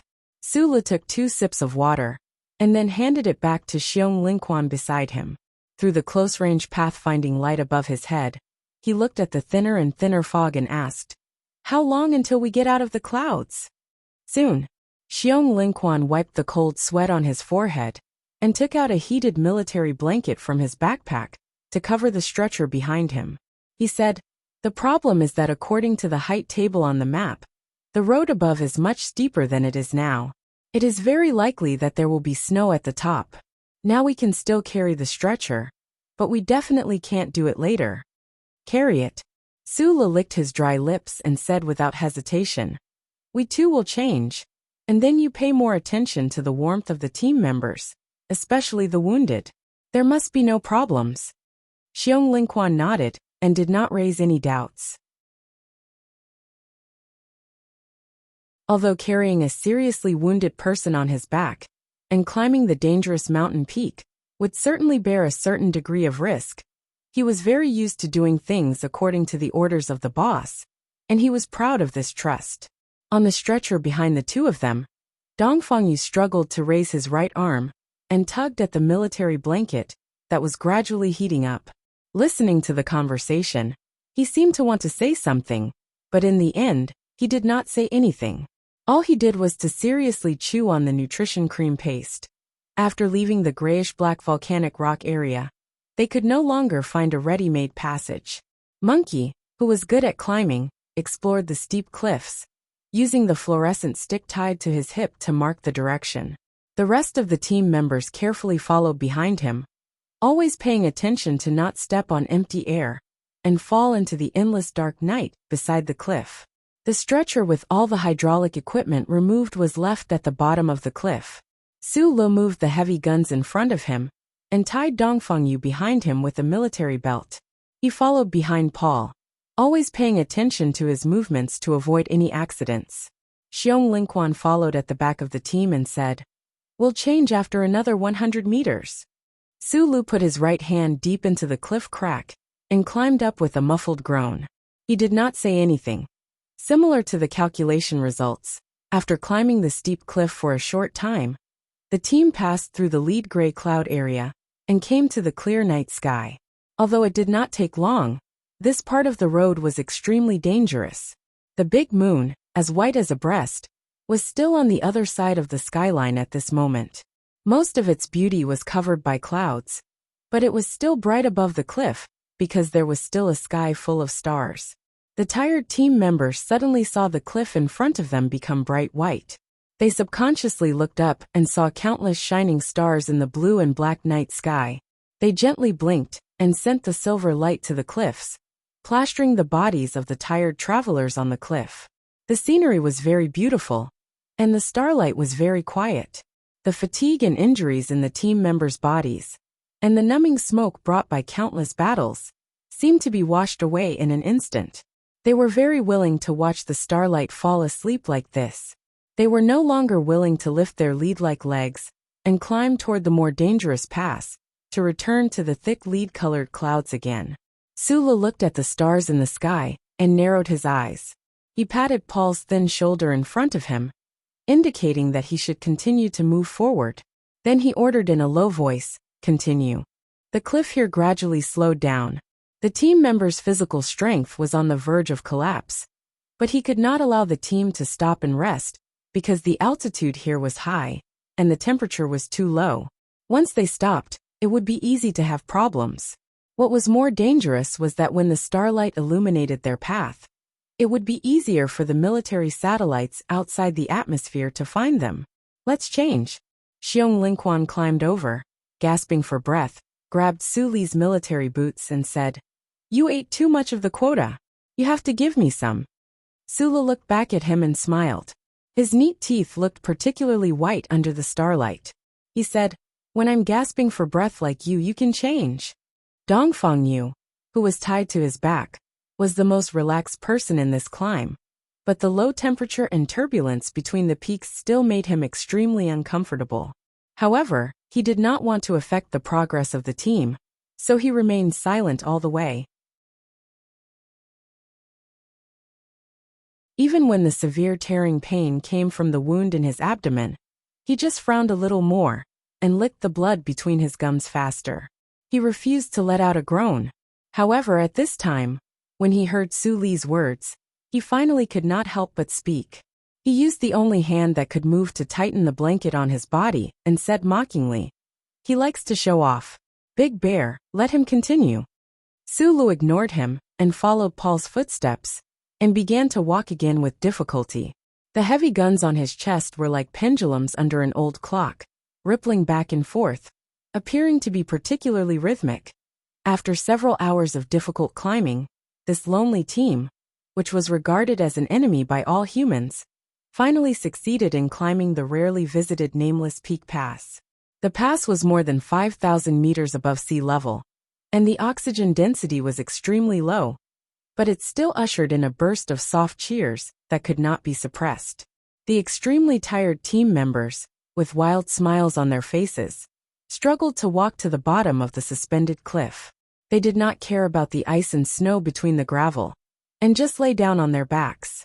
With the cover of the cliff, there should be no need to worry about being discovered by military satellites in the sky, so Xiong Lingquan did not stop the team members from collapsing like a carnival. He took a deep breath, drove away the tiredness in his chest and abdomen, and began to distribute medicine to the team members. Su Lu piled Dongfeng Yu and the heavy guns in the corner under the cliff, and took the energy bar handed over by Xiong Lingquan. From the label, he found that it was actually the provisions of the Imperial Army. Only then did he remember that they had been on the run for 2 months in the Southwest Theater of Operations, and the original provisions must have been long gone. After chewing 2 mouthfuls of the energy bar, he walked to Paul and whispered a few words, then picked up his military backpack and walked out of the suspended cliff. Xiong Lingquan, who was changing the medical tape on Monkey's back, looked at his back in confusion. He did not understand what he was going to do. At this time, staying under the bright starlight for 1 more second may bring more danger to this team.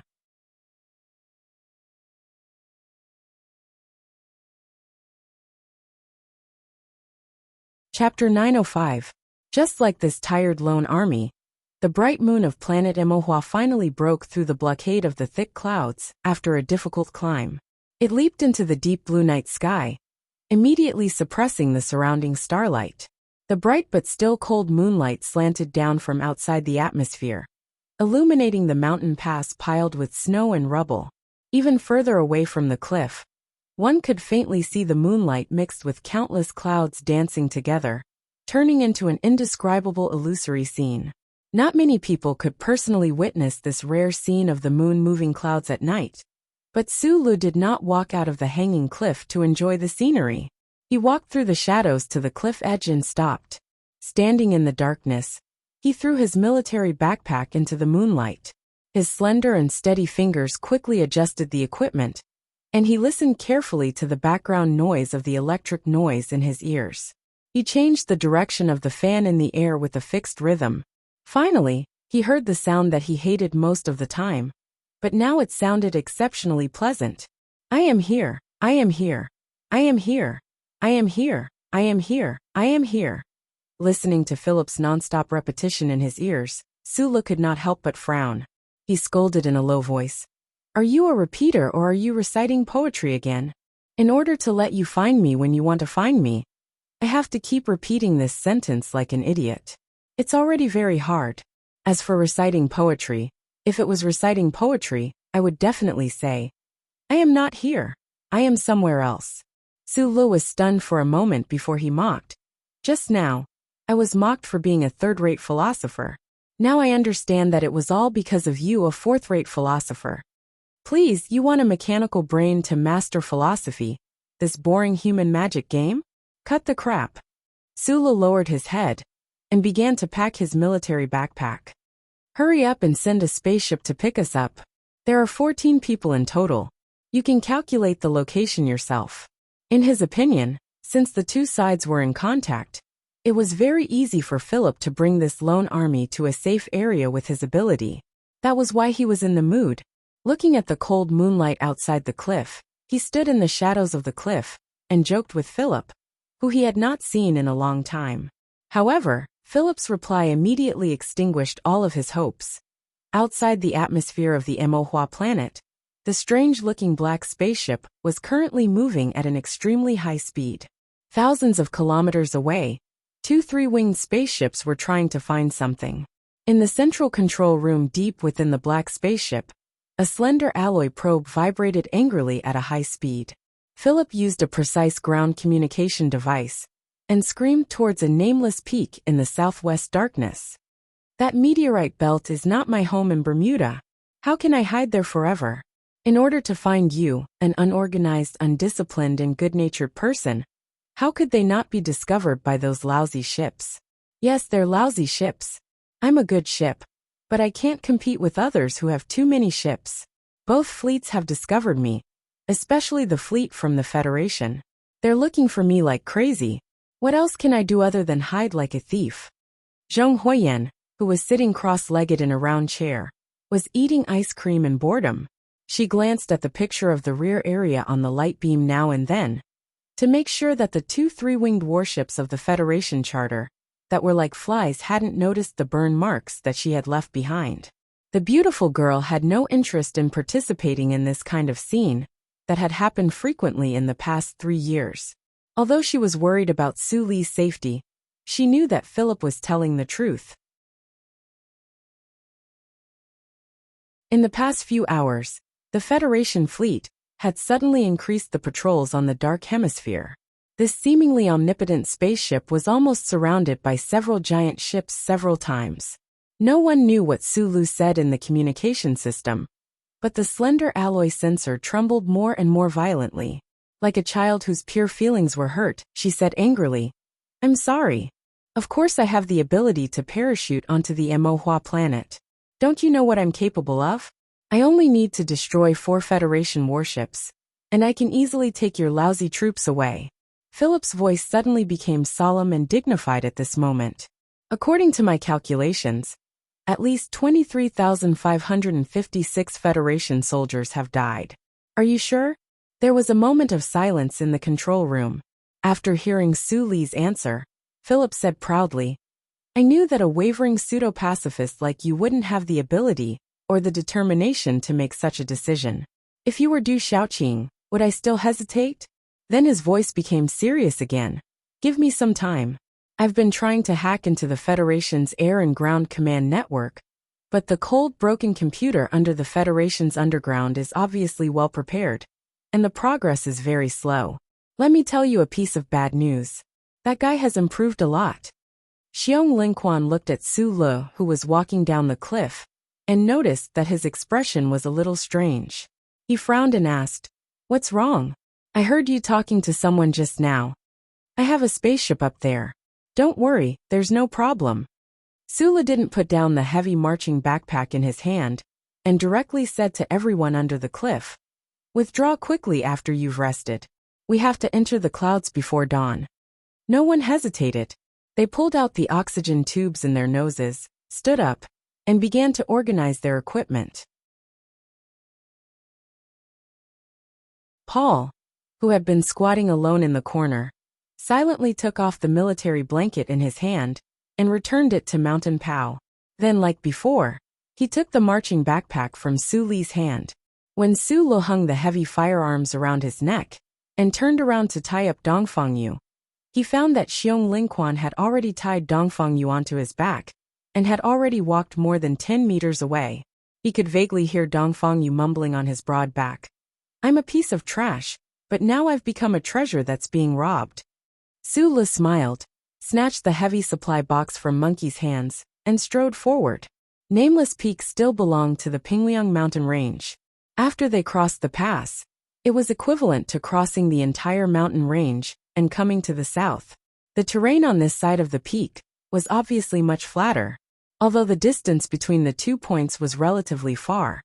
At least it wasn't as difficult and dangerous as before. It didn't take too long for the team to re-enter the thick lead clouds from more than 5,000 meters above sea level. The clear light in the night sky was once again swallowed by the clouds, and the surroundings were dark. Only the close-range searchlight on the helmet and the fluorescent stick hanging from monkeys, but at the forefront illuminated the path beneath their feet. In a sparse mountain willow forest, the team decided to temporarily rest for a while. Xiong Lingquan stood in front of the rock slope, pointed in front and said, "Continue to walk for 30 kilometers in this direction, and you will see a large lake. Go around that lake, and you will reach Autumn Leaf Plains. Then pass through a gentle mountain, and you will reach the camp. If nothing happened to old Gu, he should be waiting for us in that camp now." Su Lu, who was standing beside him, narrowed his eyes and looked into the endless night. The base doesn't know the exact location of the camp? This is a habit of NTR. The location of the camp is strictly kept a secret. It was chosen at the last minute during the mission. Even the division headquarters doesn't know where the camp is. Sula nodded and narrowed his eyes. The fog around the rock peaks was actually the lead clouds that could be seen when looking up from the ground. It blocked out all the light in all directions, so they couldn't see the lake and autumn leaf plains that Xiong Lingquan had mentioned. Xiong Lingquan brought up the electronic map, tapped his finger lightly and said, "We will turn at the edge of autumn leaf plains. According to the orders of the General Staff, all federal forces are strictly prohibited from entering the eastern region of autumn leaf plains." "Why?" "I heard that the Academy of Sciences expert support team discovered that the graphite mine east of autumn leaf plains has mutated. The radiation is especially severe, and the human body can't withstand this kind of radiation at all. The detour will be longer, and the chances of encountering enemies will be higher." Sula looked at the clear red line on the electronic map and frowned. "Is the General Staff statement reliable? Will there be any problems? The underground resistance has been sending in intelligence. There is a rich graphite mine below the plateau, but the Empire has never mined it. This can be used as proof." Su Lu agreed with this judgment after a moment of silence. He and Xiong Lingquan didn't notice that Dong Fengyu, who was sitting behind them, frowned after hearing this. "I'm still worried about the sky. We walked for too long outside the clouds just now. Will the base discover us?" Xiong Lingquan put away the electronic map, looked at Su Lu, and said worriedly, "The sensitivity of military satellites isn't high, but the Bureau of Proclamation must have scattered countless signal relay stations in the sky above the southwest war zone. Those things are very good at capturing the pulse of the identity chip." Speaking of this, he subconsciously touched the back of his neck and laughed self-deprecatingly. "I've lived for almost 40 years, and there are only a few times when I remember that I have a chip buried in my neck. Only now do I realize that this thing is really deadly. Boss, is the chip behind your neck still there? Does the Empire have a way to take it out?" If the Empire had such advanced technology, this war wouldn't have started at all. Su Lu replied with a smile. He didn't discuss this further. He patted Xiong Linquan's shoulder and said, "Don't worry about the glory of the charter. Just keep walking. It'll be fine as long as we don't run into the enemy." From the beginning of their escape until now, no one in the team had noticed that there was a small device in Su Li's jacket pocket that kept emitting a faint blue light, an invisible blue light. Going all the way down from the nameless mountain pass, the exhausted team had just left the lead clouds and entered the thick fog. This strange fog cast a layer of ominous foreboding in the team's hearts. According to the Federal Forces military manual, Emohua Planet, especially the southwest mining zone, had never had such a large and continuous foggy weather in this season. Just as the atmosphere of the team was oppressed to the extreme by the thick fog, the surrounding environment suddenly changed rapidly. The fog was disappearing at a speed visible to the naked eye. To be more precise, it was being absorbed by some strange force, and then evaporated without a trace. The sky at the end of the rugged mountain path suddenly brightened, and a tranquil lake appeared before everyone's eyes. However, the disappearing fog was not a gift from the sky, but the influence of the human war. The team members on the mountain path saw the densely packed mecha and armored vehicles by the lake, saw the bullet lines dancing in the sky, and felt the blazing artillery fire that was enough to evaporate the fog. They were so shocked that they couldn't say anything. They were witnessing the decisive final battle between the Federation and the Empire in the Southwest War Zone.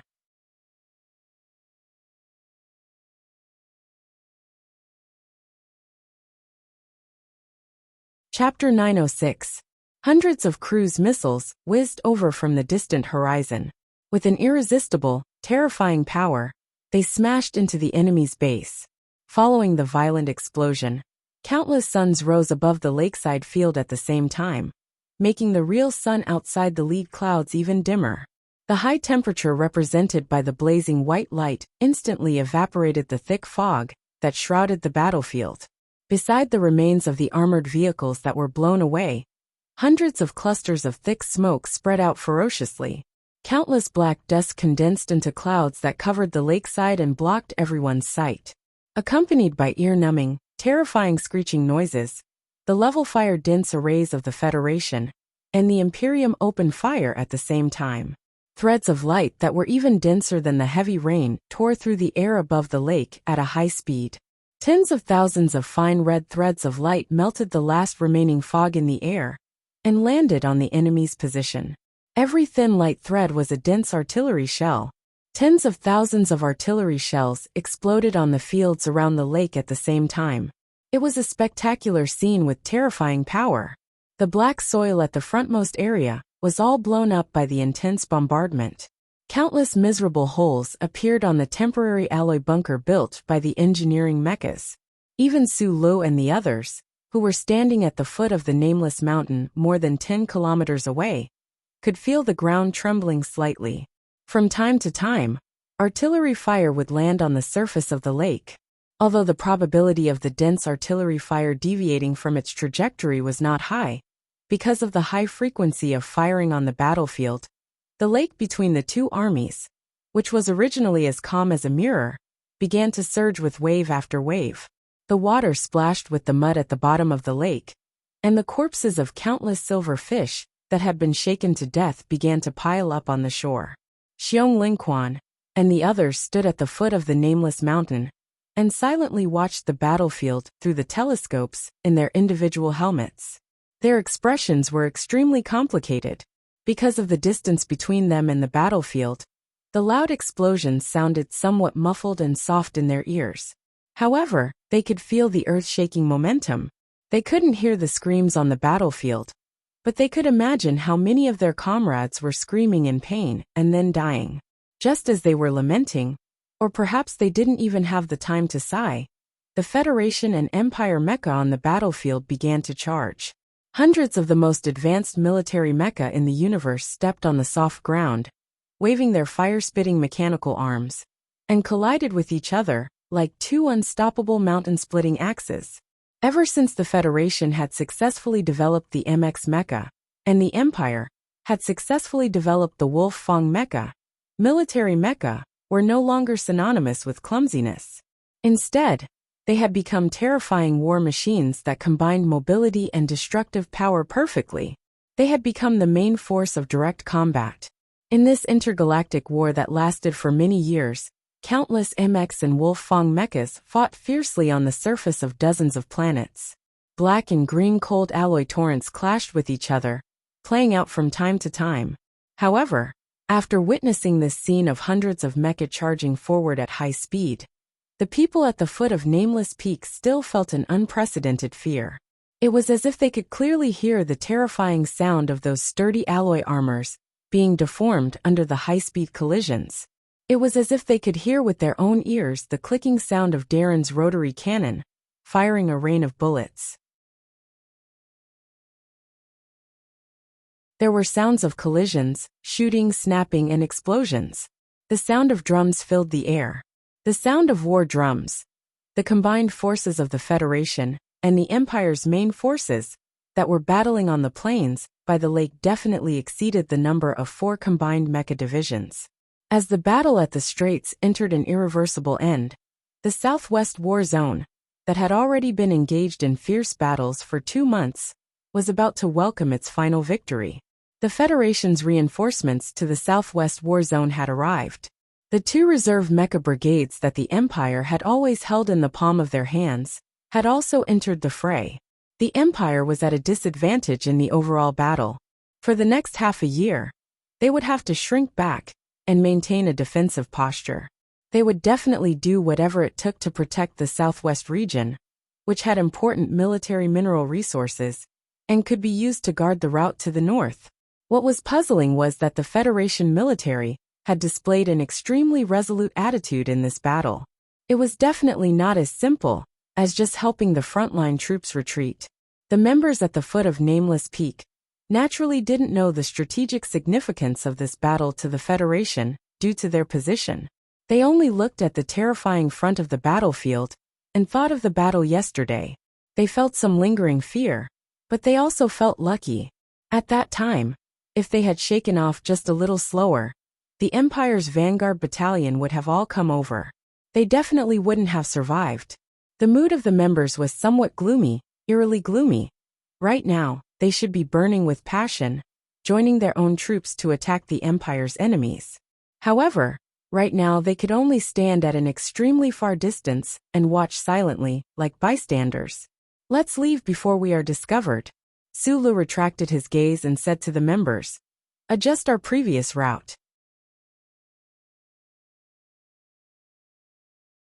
Walk into the fog. Wherever there is fog, we will walk there. Try to go as deep as possible." The lonely spectators quietly left Nameless Peak and turned back to dive into the remaining thick fog at the southern foot of the mountain. They walked in the fog, silently walking. They didn't know where to go. They only knew that the further away they were from the battlefield, the better. However, on this vast continent of the Ink Flower planet, from the beginning of the third year onwards, green mountains and clear waters were everywhere. How could they hide? Designation: Reconnaissance Battalion of the 11th Division. Who's the battalion commander? Xiong Lingquan turned back to look at Dongfangyu. Dongfangyu mouthed a name. He raised an eyebrow, somewhat in disbelief, and replied hesitantly, "Bandits of the Southern Mountains?" Dongfangyu sighed helplessly, thinking to herself, "Your eyesight is really too bad. How could you really think of the Southern Mountains as bandits of the Southern Mountains?" At the other end of the fog, a narrow path could be vaguely seen between two boulders. At the other end of the path, the Federation soldier asked in a low voice, "Why is there no authentication signal?" Walking in the fog, it was very difficult to see anything more than 10 meters away. In order to prevent the signal from leaking out, Xiong Lingquan had ordered the members to turn off all surveillance equipment. There was simply no way to predict what kind of situation they would encounter. Thus, they were extremely unlucky to have run into this Federation soldier, who was either alone or on sentry duty. Fortunately, when they were hurrying along earlier, Dongfangyu had told a dirty joke in the Federation language in order to mock Su Li's lack of discipline. Otherwise, the team would have very likely been shot in the back by the other party. When he thought of this, Xiong Lingquan felt some lingering fear. Unable to answer the other party's question about the lack of authentication, caused his mood to become even heavier. He gripped the heavy rifle in his hand tightly and turned back to look sternly at the team members, who had already entered combat position. He slowly opened his right hand, extended 2 fingers and made a horizontal stroke. The mountain cannon and the beads disappeared into the fog like ghosts. What made Xiong Lingquan feel slightly relieved was that Su Lu had already disappeared ahead of time. A few muffled sounds came from the rocky path at the other end of the fog. Su Lu withdrew his palm and crouched beside the 2 knocked-out Federation soldiers. He pulled out the audio cable in the soldiers' helmets and connected it to his own military backpack. After listening silently for a moment, he said, "We're lucky. There are 2 sentry posts. They should be the tail of a certain unit. They haven't reported the situation in time, so we have a chance to slip away." Using the thick fog, they set off again. Because they were too close to the Federation's reconnaissance company, the team members didn't even dare to breathe loudly. They just silently looked at the blurry figures on the other side of the fog, with a somewhat strange expression on their faces. On the other side was their own unit. They were right beside them, but couldn't see them. This was like a wanderer who saw the door but couldn't walk in. They could only quietly pass by like this. Or rather, pass by. At some point in time, the team had walked out of the thickest fog. Mountain Pao turned back to take a look. When he thought of the Federation's troops that had brushed past him, his expression was a little downcast. Beside him, Monkey lowered his head and wiped his eyes. Xiong Linquan's expression was also very ugly. What he was most worried about now was that the team's supplies were seriously insufficient, and they didn't have much ammunition left. After walking out of the fog area, and then out of the electronic cloud screen, the team would definitely encounter more dangers. What should they do when the time came? The only thing he could comfort himself with was that this place wasn't far from Camp Number 1. As long as old Gu, who had used 3 years to feed himself into a fat pig, was still alive, he would definitely have a lot of good stuff hidden away. Sula looked at the expression on his face and comforted him. We all know old Gu's personality. He's still alive even if anyone dies. That's true. Xiong Lingquan shook his head and laughed lightly. Back then, he followed you into Charter Square. Among the old guys, he was the only one who didn't run away. But he was also the first to surrender. You killed an official of the investigation team. Even if you surrender, you'll still die. Then why should I surrender? Our biggest problem now is why are you so fucking heavy? You've clearly lost so much blood. So why are you still so fucking heavy? Gu Shifeng, who had been in the new 17th Division's cooking squad for 3 years, was obviously fatter than before. At this moment, he was madly running through the dense forest. Unfortunately, his madly running only had attitude but not speed. His round and thick legs were almost unable to move. Large beads of sweat dripped down his face from time to time, but he was still unable to shake off the pursuers and gunshots behind him. Da Vinci, whose face was pale, weakly said from behind, "Fuck, trash is trash. Am I as heavy as you? You hide in the cooking squad and eat wild boar's feet every day. You're not afraid of the HDD Bureau in the Empire's territory. I asked you to give me 2, but you didn't want to." Gu Shifeng panted heavily and angrily said in a trembling voice, "Who's the trash? You should have just died. You had to come to me with your hands on your intestines. In the end, you attracted a bunch of trash and caused the deaths of my boys. You still have the mood to rhyme leisurely. Don't you know how to use your strength on your legs?" Da Vinci anxiously scolded. "I've said before, don't always play with circuits. You also need to train your physical strength. Look at the old guys, who's as fucking weak as you." Gunshots rang out from behind the forest again. The white bark of the tree beside him flew, but Da Vinci did not seem to see it at all. He continued to angrily criticize. "It's because the boss and old white spoiled you too much that we ended up in this situation." "Nonsense," Gu Shifeng panted and retorted.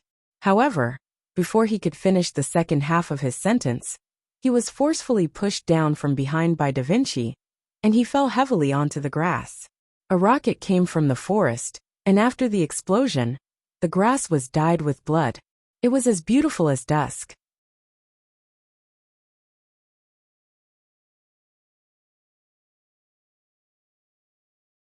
Chapter 907. Gu Shifeng fell heavily on the grass, and felt something warm behind his head. He rubbed his head and looked back, only to see a terrifying crater not far behind him. Da Vinci was lying on the edge of the crater in pain. His lower body was covered in blood.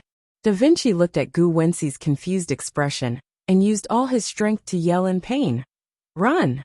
Gu Shifeng was the only exception in Group 7.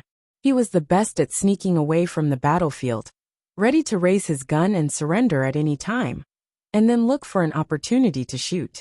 Da Vinci's shout was like the sound of a starting gun on the track and field. It hurt his eardrums. He instantly returned to the battlefield of the past. His comrades, who were covered in blood, were desperately waving their arms in the midst of the gunfire, telling him to leave quickly. So before his brain could think clearly, his body had already reacted instinctively. With a whoosh, he ran out of the grass like a fat rabbit. He stared and desperately ran forward, waving his arms desperately. His round fingers desperately scratched in the wind in the forest, but he could not catch anything. It was futile. The figure that was about to enter the dense forest suddenly stopped.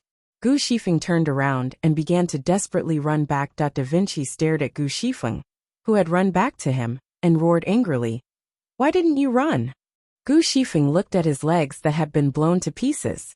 His expression was extremely ugly. He seemed to want to cry but did not. He explained in a trembling voice, "I can't run anymore." Da Vinci looked at him strangely.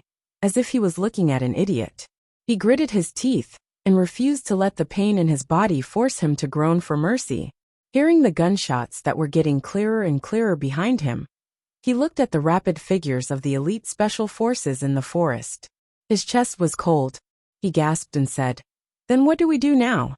After saying this, his throat moved slightly, and he spat out blood.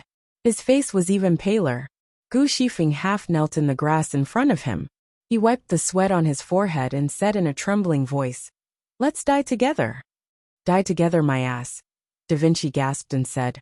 "When did Group 7 ever do this?" Gu Shifeng's expression was a bit sluggish.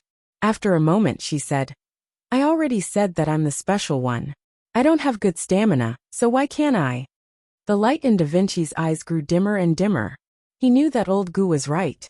It seemed that the two of them could only die here today. While he was waiting for death, he still could not forget the quarrel from before. He struggled to ask intermittently, "You just now said nonsense. What do you mean?" Gu Shifeng sat down in the grass and didn't even look at the figures of the Special Forces members who had already rushed out of the forest. She panted and said, "I'm the best at electric control in Group 7. Boss and Old Bai spoil me because they value talent." It was unknown whether it was the final radiance of the setting sun or the burning of his life, but Da Vinci's breathing became much steadier. His face was extremely pale due to excessive blood loss, but he still had the mood to ridicule. He said, "Back then, during the small meeting in the team, everyone wanted to invite this young master to the 7th group. If he had agreed at that time, you wouldn't have had the chance to be so arrogant. Let's see what you can be so proud of." "I'm going to die." Gu Shifeng rubbed her hair in frustration and then cried in pain. "Da Vinci, you're going to die too." "I'm going to die too. Don't be afraid." Da Vinci lay on his back in the blood-soaked grass. With his increasingly blurred vision, he looked at the enemies who were closing in on him. He said in a low and trembling voice, "Don't be afraid. Ever since I came to the Westwoods, I won't be afraid anymore."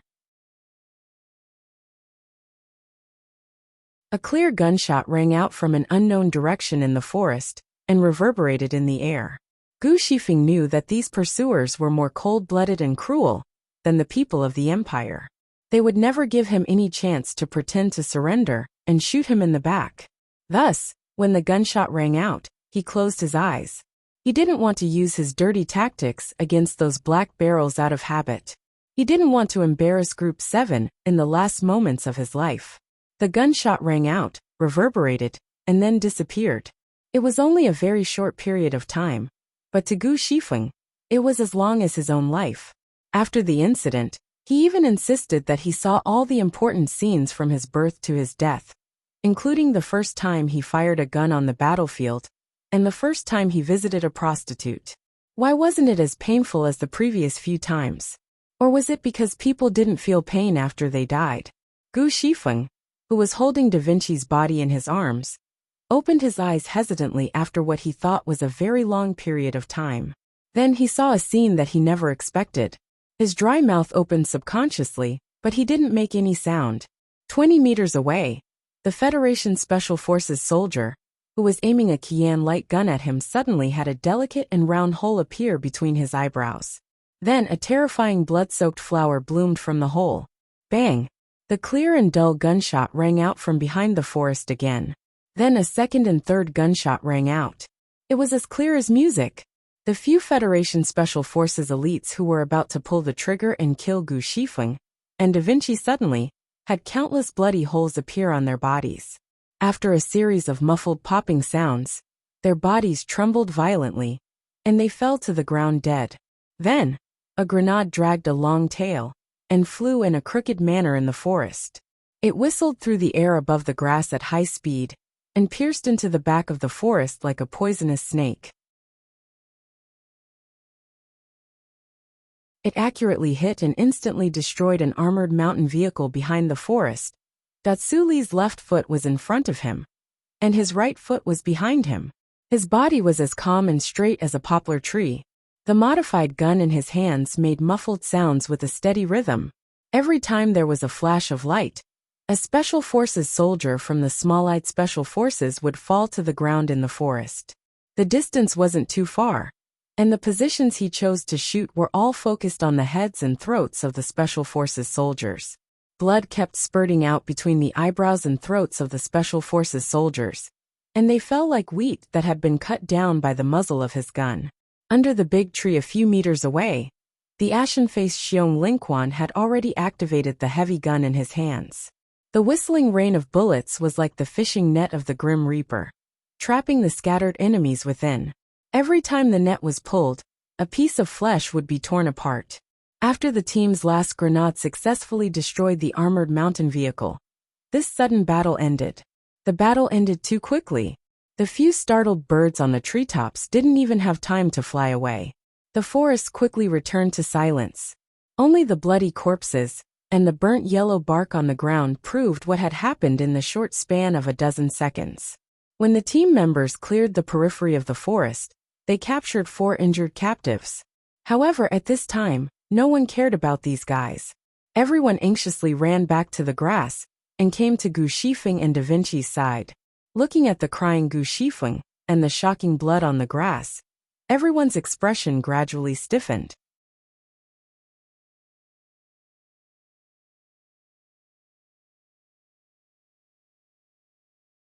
Chapter 908. The team members surrounded Da Vinci in silence as they looked at him lying in a pool of blood. Their hands that were holding their guns became extremely stiff. Small bubbles of blood slowly seeped out of his tattered pants, and they could even see the broken bones. His legs were probably crippled. What was more serious was that he had been shot twice in the chest and abdomen a few days ago in the camp. He had miraculously recovered during the escape, but now the wound had opened up again.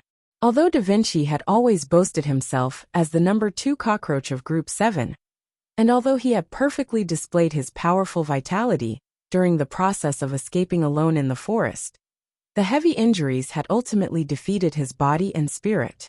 He was like a helpless pale youth, lying in Gu Shifeng's arms on the verge of death, and his eyes gradually lost their luster.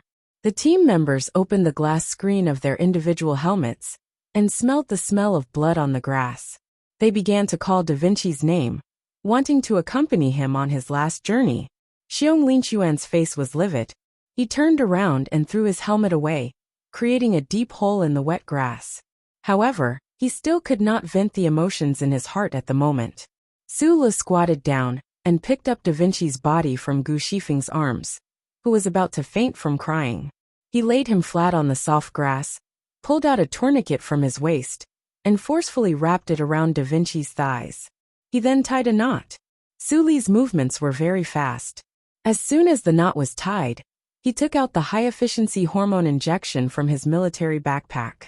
He quickly tore open the outer packaging, aimed the round needle at Da Vinci's chest, and forcefully pushed it down. The hormone injection was quickly injected into Da Vinci's body. Da Vinci did not know whether it was the effect of the drug, or because he felt that there were many people around him.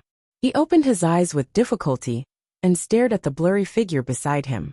He recognized Xiong Linquan's broad back purely by feeling and murmured, "Captain Xiong, I want to say my last words." Su Le half knelt beside him and opened the medical kit. When he heard the word last words, he slightly frowned, but his hands did not stop moving. He took out the L-shaped surgical probe. "Captain Bear, tell Gao Lu's sister don't wait for me." Da Vinci narrowed his eyes and looked at the thick clouds in the sky that could not be seen clearly. His dry lips moved slightly, and he said in a weak voice, "It's all Gao Lu's father's fault. He stubbornly refused to agree. Otherwise we would have married and had a son 3 years ago." Xiong Linquan turned around and squatted beside him. He held his right hand, which was full of dust and blood, and said in a deep voice, "I will pass the message to you." Monkey Mountain Pow and the other members of Group 7 knew the story very well. It was a story that happened at Creek 3320. Xiao Shursen sacrificed himself to save Da Vinci. Da Vinci was determined to marry his sister. But for some reason, Da Vinci's father, who worked in the capital ring, did not agree. Putting down, or rather, giving up the last stone in his heart, Da Vinci's pale cheeks showed a hint of relief. However, a moment later, 2 streams of tears flowed down his cheeks. He cried and said, Her father doesn't like that I'm the son of the governor. Da Vinci grabbed Xiong Linquan's hand tightly and cried. I'm a war hero, right? I hate those fucking politicians, corrupt officials. But my father is such a person. I hate him. Tell my mom to divorce him. Tell her that these are my last words. MMM. Mom, I miss you. Although they were all soldiers who were used to life and death on the battlefield, when they saw Da Vinci, who was usually the most unyielding, crying and calling for his mother in the face of death, many of the men on the grass still had tears in their eyes. Da Vinci's head fell to the side weakly, and then a blurry figure entered his eyes. This figure was very important to him and very familiar, but he had not seen it for a long time. Boss, am I seeing things or am I going to die? How can I see you?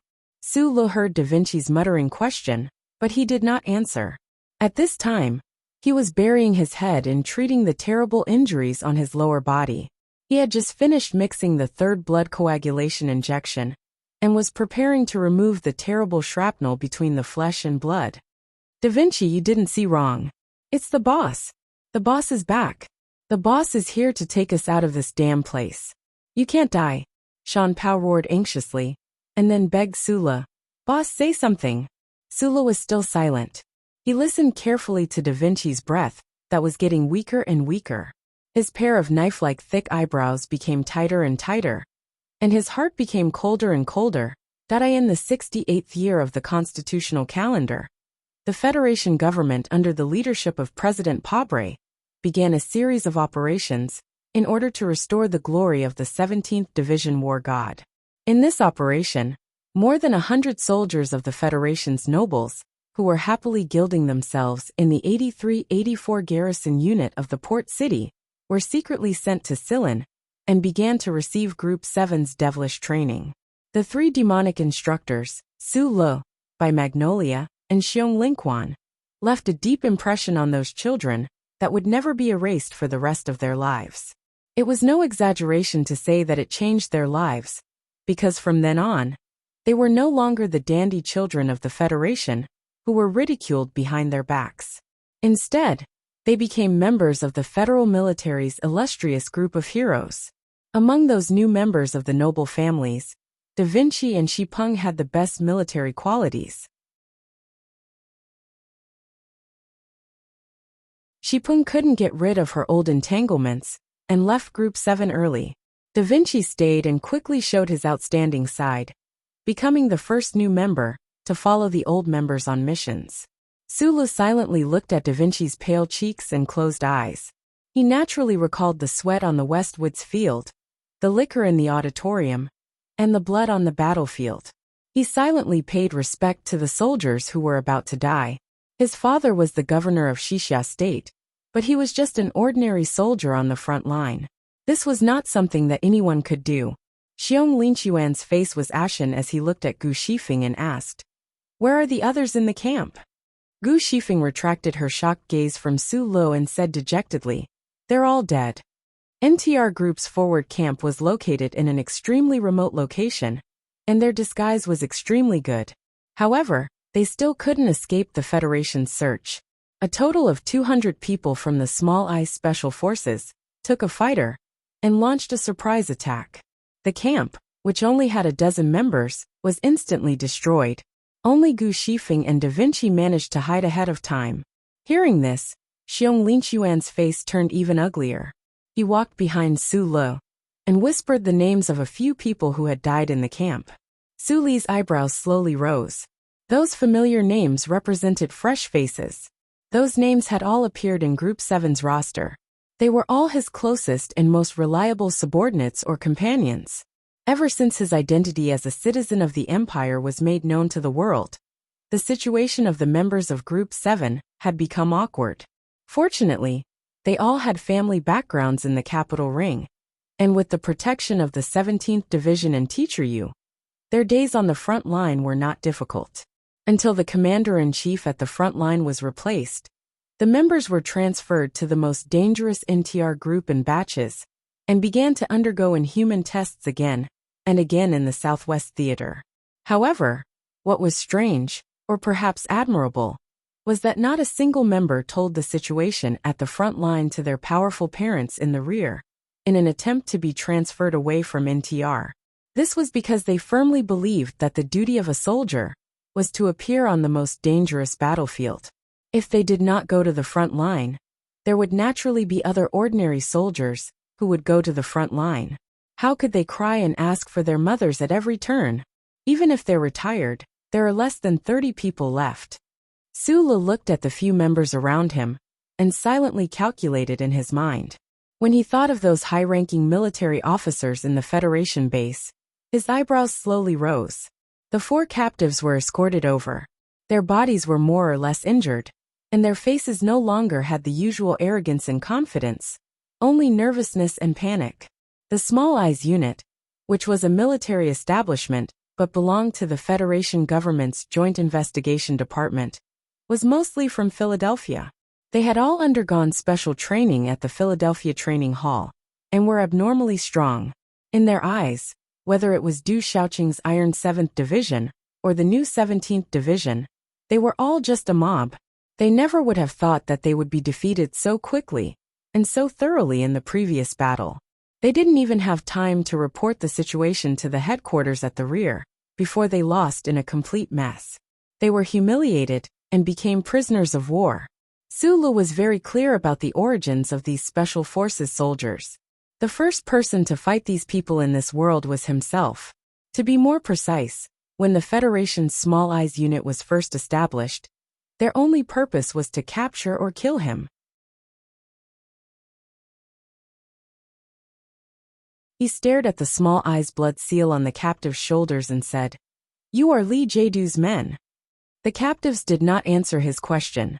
Instead, the officer looked at Su Li's face, and his expression became more and more strange. He said in shock, "You are Su Li." After a moment he seemed to understand something. He looked at the people around him and roared angrily, "You are indeed colluding with the people of the Empire." The officer stared into Xiong Linquan's eyes and threatened coldly, "I suggest you let us go immediately and surrender. Otherwise, you will definitely regret what you did today." The sound of a gun being loaded rang out. Xiong Linquan glared with his blood-red eyes, raised the barrel in his hand, and aimed it at the officer's forehead. He roared furiously, "I'll make you regret what you've done today." Gu Shifeng, who was being supported by Shan Pao, said in pain, "Kill them and avenge our brothers." The officer of the Small Eyes combat unit looked at the muzzle of the gun that was inches away from him. His face turned pale from fear, but his eyes were unusually bright. He roared forcefully, "You dare to kill the captives?" "It's not the first time I've killed them," Xiong Linquan replied in a low voice. The Small Eyes combat unit officer's expression changed drastically. He finally remembered that he was facing Group 7, the legendary Group 7 that dared to do anything. His gray lips trembled quickly for a moment before he screamed, "Federation people don't kill Federation people." This was a famous quote from a Federation member. Back when the West Woods was at its strongest, and the internal situation of the Federation was very unstable, one of the ancestors of the Zhong family looked at the television camera and calmly said, "Federation people don't kill Federation people." Since then, no one had discussed the issue of West Woods' independence. Hearing these shameless words, Gu Shifeng spat at the officer and said with endless hatred, "Then why did you shoot at us?" Federation people really shouldn't kill Federation people. Su Lu took the gun from Xiong Linquan's hand and looked at his team members who had angry expressions, and the few captives from the Small Eyes combat unit who had complicated emotions. He paused for a moment before he raised his arm and pulled the trigger in a simple and neat manner. Pa, pa, pa, pa. For crisp gunshots rang out. 4 Small Eyes combat unit special forces soldiers, with bloody holes in between their eyebrows and expressions of shock and fear, fell dead on the grass that was already covered in blood. "But I'm from the Empire," Sula said to the 4 corpses. Then he walked back to Da Vinci's side. With the last bit of desperation and exhaustion, he slapped Da Vinci's face and roared in a low voice, "Wake up!" Da Vinci slowly opened his eyes and woke up. In the backup camp prepared by Gu Shifeng, the team restocked some ammunition and once again set foot on the road of escape. However, this time, other than Dongfang Yu, there was also Da Vinci in the team. On the stretcher temporarily made of branches, Dongfang Yu often frowned from the jolting. Da Vinci was still in a semi-conscious state. He even convulsed when they came to Pinecone Ridge. He wasn't completely out of danger yet. Su Le threw the device in his backpack to Gu Shifeng and told him to repair it as soon as possible. Otherwise, he wouldn't be able to contact Philip under this cloud of lead and would feel very insecure. As for himself, he was still with Xiong Lingquan, acting as the main force carrying the stretcher. Gu Shifeng lived up to his reputation as the federal military's top electronic control expert. Although he had completely repaired the device, through his thick and round fingers, the team was able to listen in on a few secret communications from the Federation base. The order to kill them was no longer new. What everyone noticed was that the decisive battle by the lakeside had already been decided. The remnants of the Empire's army were scattered in a corner of the southwest war zone. The wider plains had already been completely occupied by the federal forces. I still feel that we should return to base and tell everyone the truth. Otherwise, there's no point in continuing to run like this, unless we really defect to the Empire's side. Dongfang Yu on the stretcher said. Su Le frowned and said, "The key is that those people in the base won't give us a chance to speak. They don't ask us questions, only bullets. You shouldn't have been so impulsive as to kill those 4 captives." Dongfang Yu coughed painfully and said, "Now, even if I want to explain it, I won't be able to."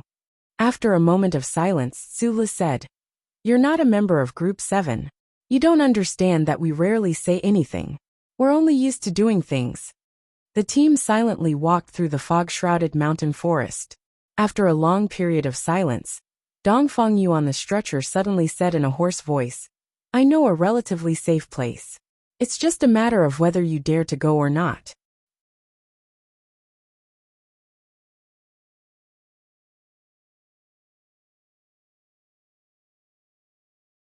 Chapter 909.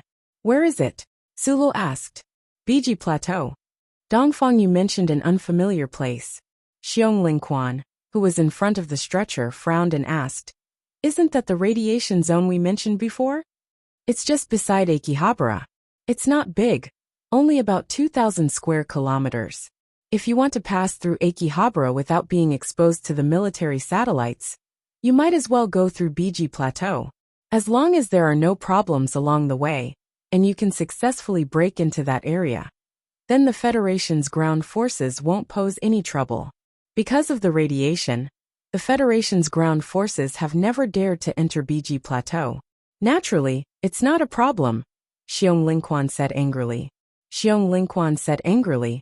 "But we're not a bunch of monsters in lead jackets. The radiation itself is the biggest problem." Dongfang Yu rolled over on the stretcher with difficulty and looked at the shadow fragments of the sky formed by the leaves of the dense forest above his head. After a moment of silence, he said, "Actually, federal forces have gone in before. To be precise, there have always been federal forces inside." Su Le frowned and looked at him.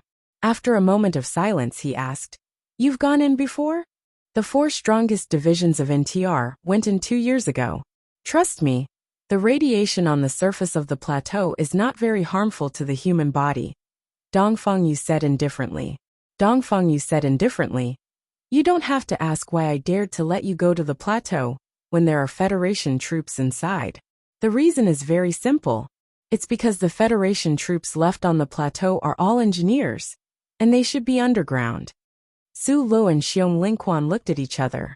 They somewhat believed Dongfang Yu's words, but they could not completely believe it. This was because after this person finished speaking, he shut his mouth tightly and refused to provide any more details. Nor was he willing to talk about his experience when he went in before. In a valley, the team stopped temporarily to discuss the route forward. Su Le looked at Da Vinci, who was still unconscious, and then at Gu Shifeng, who was busy repairing the equipment. He said, "Our destination is now the Golan Highlands, which is close to the Straits war zone. I can't explain why I chose that highland for the time being, but I believe it's the best choice. For the past 3 years, the entire Emohua planet had been a battlefield. Now this small team had no base or backup. Everywhere they looked, they were surrounded by enemies. They were in a desperate situation and did not know where to go. Needless to say, their trust in Su Lu was so firm and even blind that nobody remembered that he was a citizen of the Imperium. Even if any one of them were to offer an opinion, they would probably all agree. The problem now is how to get there. The original plan was to force our way through the foothills of Autumn Leaf Field. But this path is very dangerous, especially after we pass through the lead cloud electronic shield. The base can discover our position at any time. We are carrying 2 seriously injured people, so it is impossible for us to move too quickly. Sula continued. Dongfang just gave a suggestion. The team will go directly from Autumn Leaf Plain to the Biji Plateau, and then go through the tundra to reach the Golan Highlands. This route is easier to take, but you should have heard that the Biji Plateau has abnormal radiation. The federal forces and the Imperium don't dare to enter. Then he repeated Dongfang Yu's reasoning. The team members fell silent, each thinking. At this moment, Gu Shifeng suddenly stopped repairing the equipment and looked up at Su Le. According to the records, the Imperium has been migrating to Emohua planet for several thousand years. The Baijin dynasty's mining of graphite began fully 600 years ago. If the radiation of the highlands is as Dongfang said, and not as serious as what the military said, then why has the Imperium not dared to enter? Why did they leave the rich graphite, or under the highlands alone? Gu Shifeng looked at Dongfang Yu on the stretcher and said, I'm not suspecting that your suggestion has any evil intentions, but I think it doesn't make sense logically. Faced with everyone's questioning gazes, Dongfang Yu said with an expressionless voice, I can't explain it, but speaking of logic, the Imperium's people have always been creatures without logic. They are very afraid of the Biji Plateau, but in the Imperium's language, they call that plateau Futian. This is also very difficult to explain. So I'm a creature without logic. No wonder Professor Lin was so disappointed in my theoretical physics and mathematics standards back then.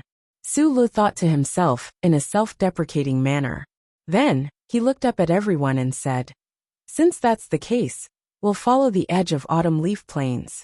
That dry water dividing line is at the edge of the lead clouds, so it's relatively safe. If we encounter a large force of the Federation, or an extremely dangerous situation, we'll immediately retreat to the highlands. After confirming their destination and route, the team, who had been through hundreds of battles, had a rare moment of relaxation. This was especially so after crossing Pine Cone Ridge for the second time, where they had unexpectedly captured 4 scattered Imperium soldiers. Due to their lack of manpower, they could actually take turns carrying the stretcher. However, words like relaxation and joy could not accompany people's escape forever. On the contrary, in all sorts of adventure novels, escape was always a synonym for bad luck. Therefore, less than 4 hours after the team set foot on Autumn Leaf Plains, they encountered a reinforced Federation company at a mountain pass shrouded in a thin layer of fog. Not every sudden battle would have a sudden and perfect ending like the previous few. There were less than 10 people left in the team who could fight, and they still had to monitor the 4 Imperium prisoners responsible for carrying the stretcher. Suddenly encountering a reinforced company of more than 120 people, they were immediately suppressed to the point where they couldn't even raise their heads. Danger surrounded them. Through the thin fog, Suli's expression was extremely grim as he looked at the Federation soldiers moving toward the cliff.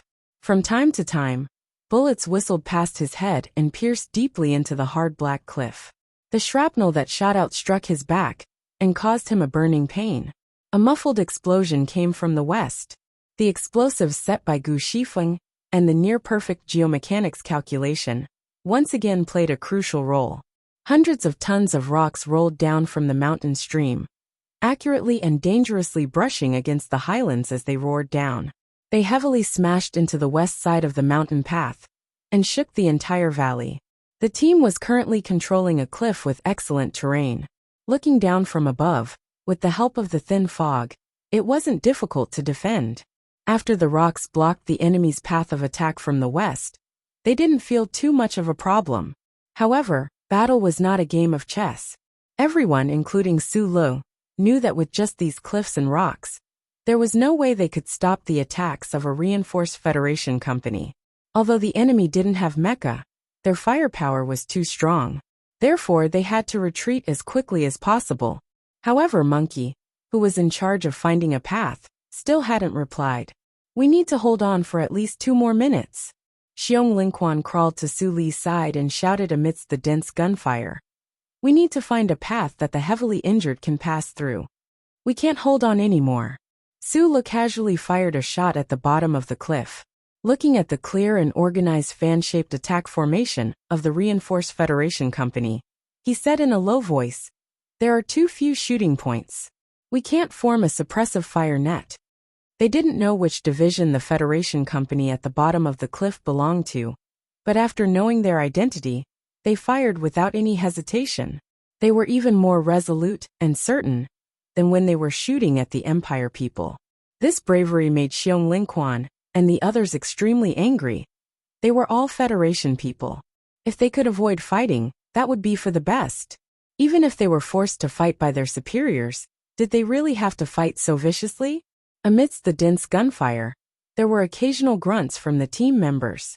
Although there weren't many of them, considering the advantage of the terrain they controlled and the number of people they had, it was clear that this battle was going to be very tragic. Xiong Lingquan knew that Su Li was right. If they wanted to form an effective suppressive fire net, they had enough guns and ammunition, but they didn't have enough people. Thinking of this, his gaze couldn't help but fall on the captives of the Empire, and his brows furrowed tightly. There was a gap in the cliff that looked like a natural trench. Da Vinci and Dongfang Yu were both heavily injured, and Su Lu, Xiong Lingquan, and Gu Shifeng were all here. Noticing Xiong Lingquan's gaze, Su Lu knew what he was hesitating about. He pursed his lips tightly and didn't say anything. Gu Shifeng, however, directly shouted, "Don't hesitate. Hurry up and give them the guns. At this time, everyone is going to die. They won't betray us." Dongfang Yu angrily stared into Xiong Lingquan's eyes and struggled to sit up.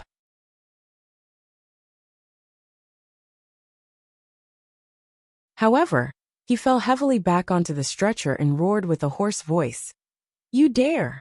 If you give the guns to the Empire people to kill our own comrades, I'll kill you." Gu Shifeng glared at him and roared back, "Look clearly. It's our comrades who are trying to kill us at all costs. I don't want to fucking die like this." Dongfang Yu continued to roar angrily. Xiong Lingquan didn't say anything. He just silently opened his weapon bag, took out the guns, and threw them to the 4 nervous and frustrated Empire prisoners. Then, he handed one to Paul, who was behind Su Li, and said in a deep voice, "Do what you did when you were in the army." Throughout the entire process, Xiong Lingquan didn't ask for Su Li's permission.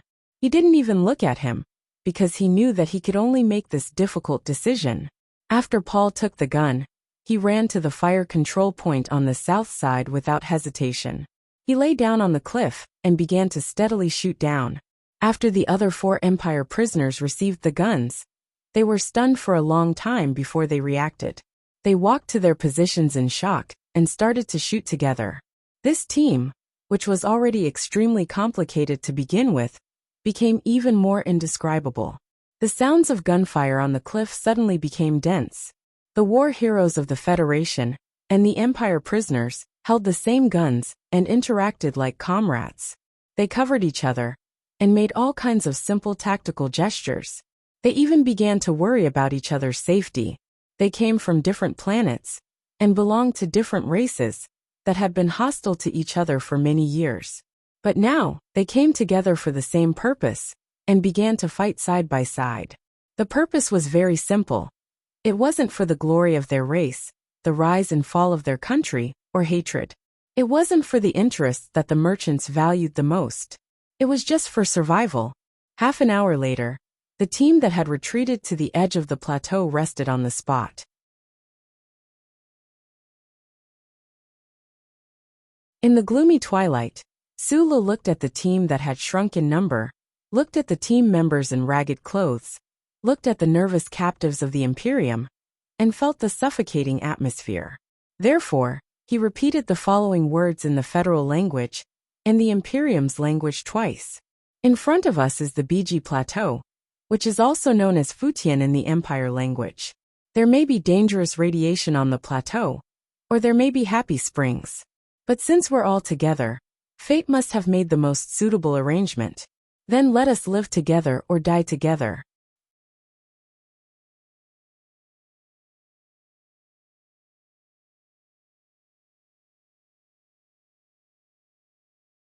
Chapter 9-10.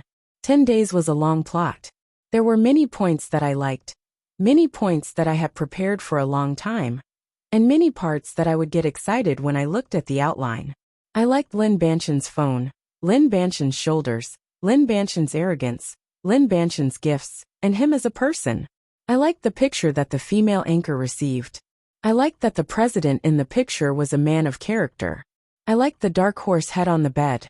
I liked that the director who received the dark horse head was a fan of the Godfather's novels. I liked the old clockmaker and the young girl Azula. That was the feeling of the City of War that the parrot wrote down in Sure Hang's excerpt. Although it was short, it had to have some. I liked the old clockmaker's words. A happy person only needed to do one thing, and that was to live. I liked that whether it was Xiong Lingquan or Su Lu, both of them accidentally helped the Empire's young girl, who had the right and reason to live, and really lived. Of course, I liked the reunion of Su Lu and Group 7 the most. I was really happy to write that chapter. New wine in an old bottle. I've said it many times before. This time it was the first time. Why did Xiao Feng have to stab himself in the chest with an arrow and fight with the old brothers of the beggar sect? I didn't want to.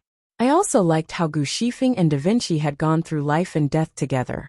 To be honest, I had been accumulating murderous intent for the past 10 days, just to kill Da Vinci. After thinking about it, I decided to stand on the side of the people and let Su Lu slap him awake. Yes, there were already too many deaths in our world. There were also too many stories of spies. It would be warmer if this son of a governor, who had yet to marry Gao Lu's sister, didn't die. There was no need to say much about promises and bets. Compared to the hard-working writers beside me, if I dared to say that I was tired, I would be showing my cheap side and asking for a beating. But I have always been confident that I have a good character, and I spent 2 years seriously writing this story. I am very satisfied that I didn't waste my life. I will take a short break, and then I may stop writing. When I come back, I will continue to work on this story with you. In a few more days, I will end these 2 years. At such a sour time, do I still need to ask for monthly votes? Yes, I still want monthly votes. Good night, people of the spies. Good night, people of the spies. You're tuning in to the Li Mei's Wuxia Whispers YouTube channel.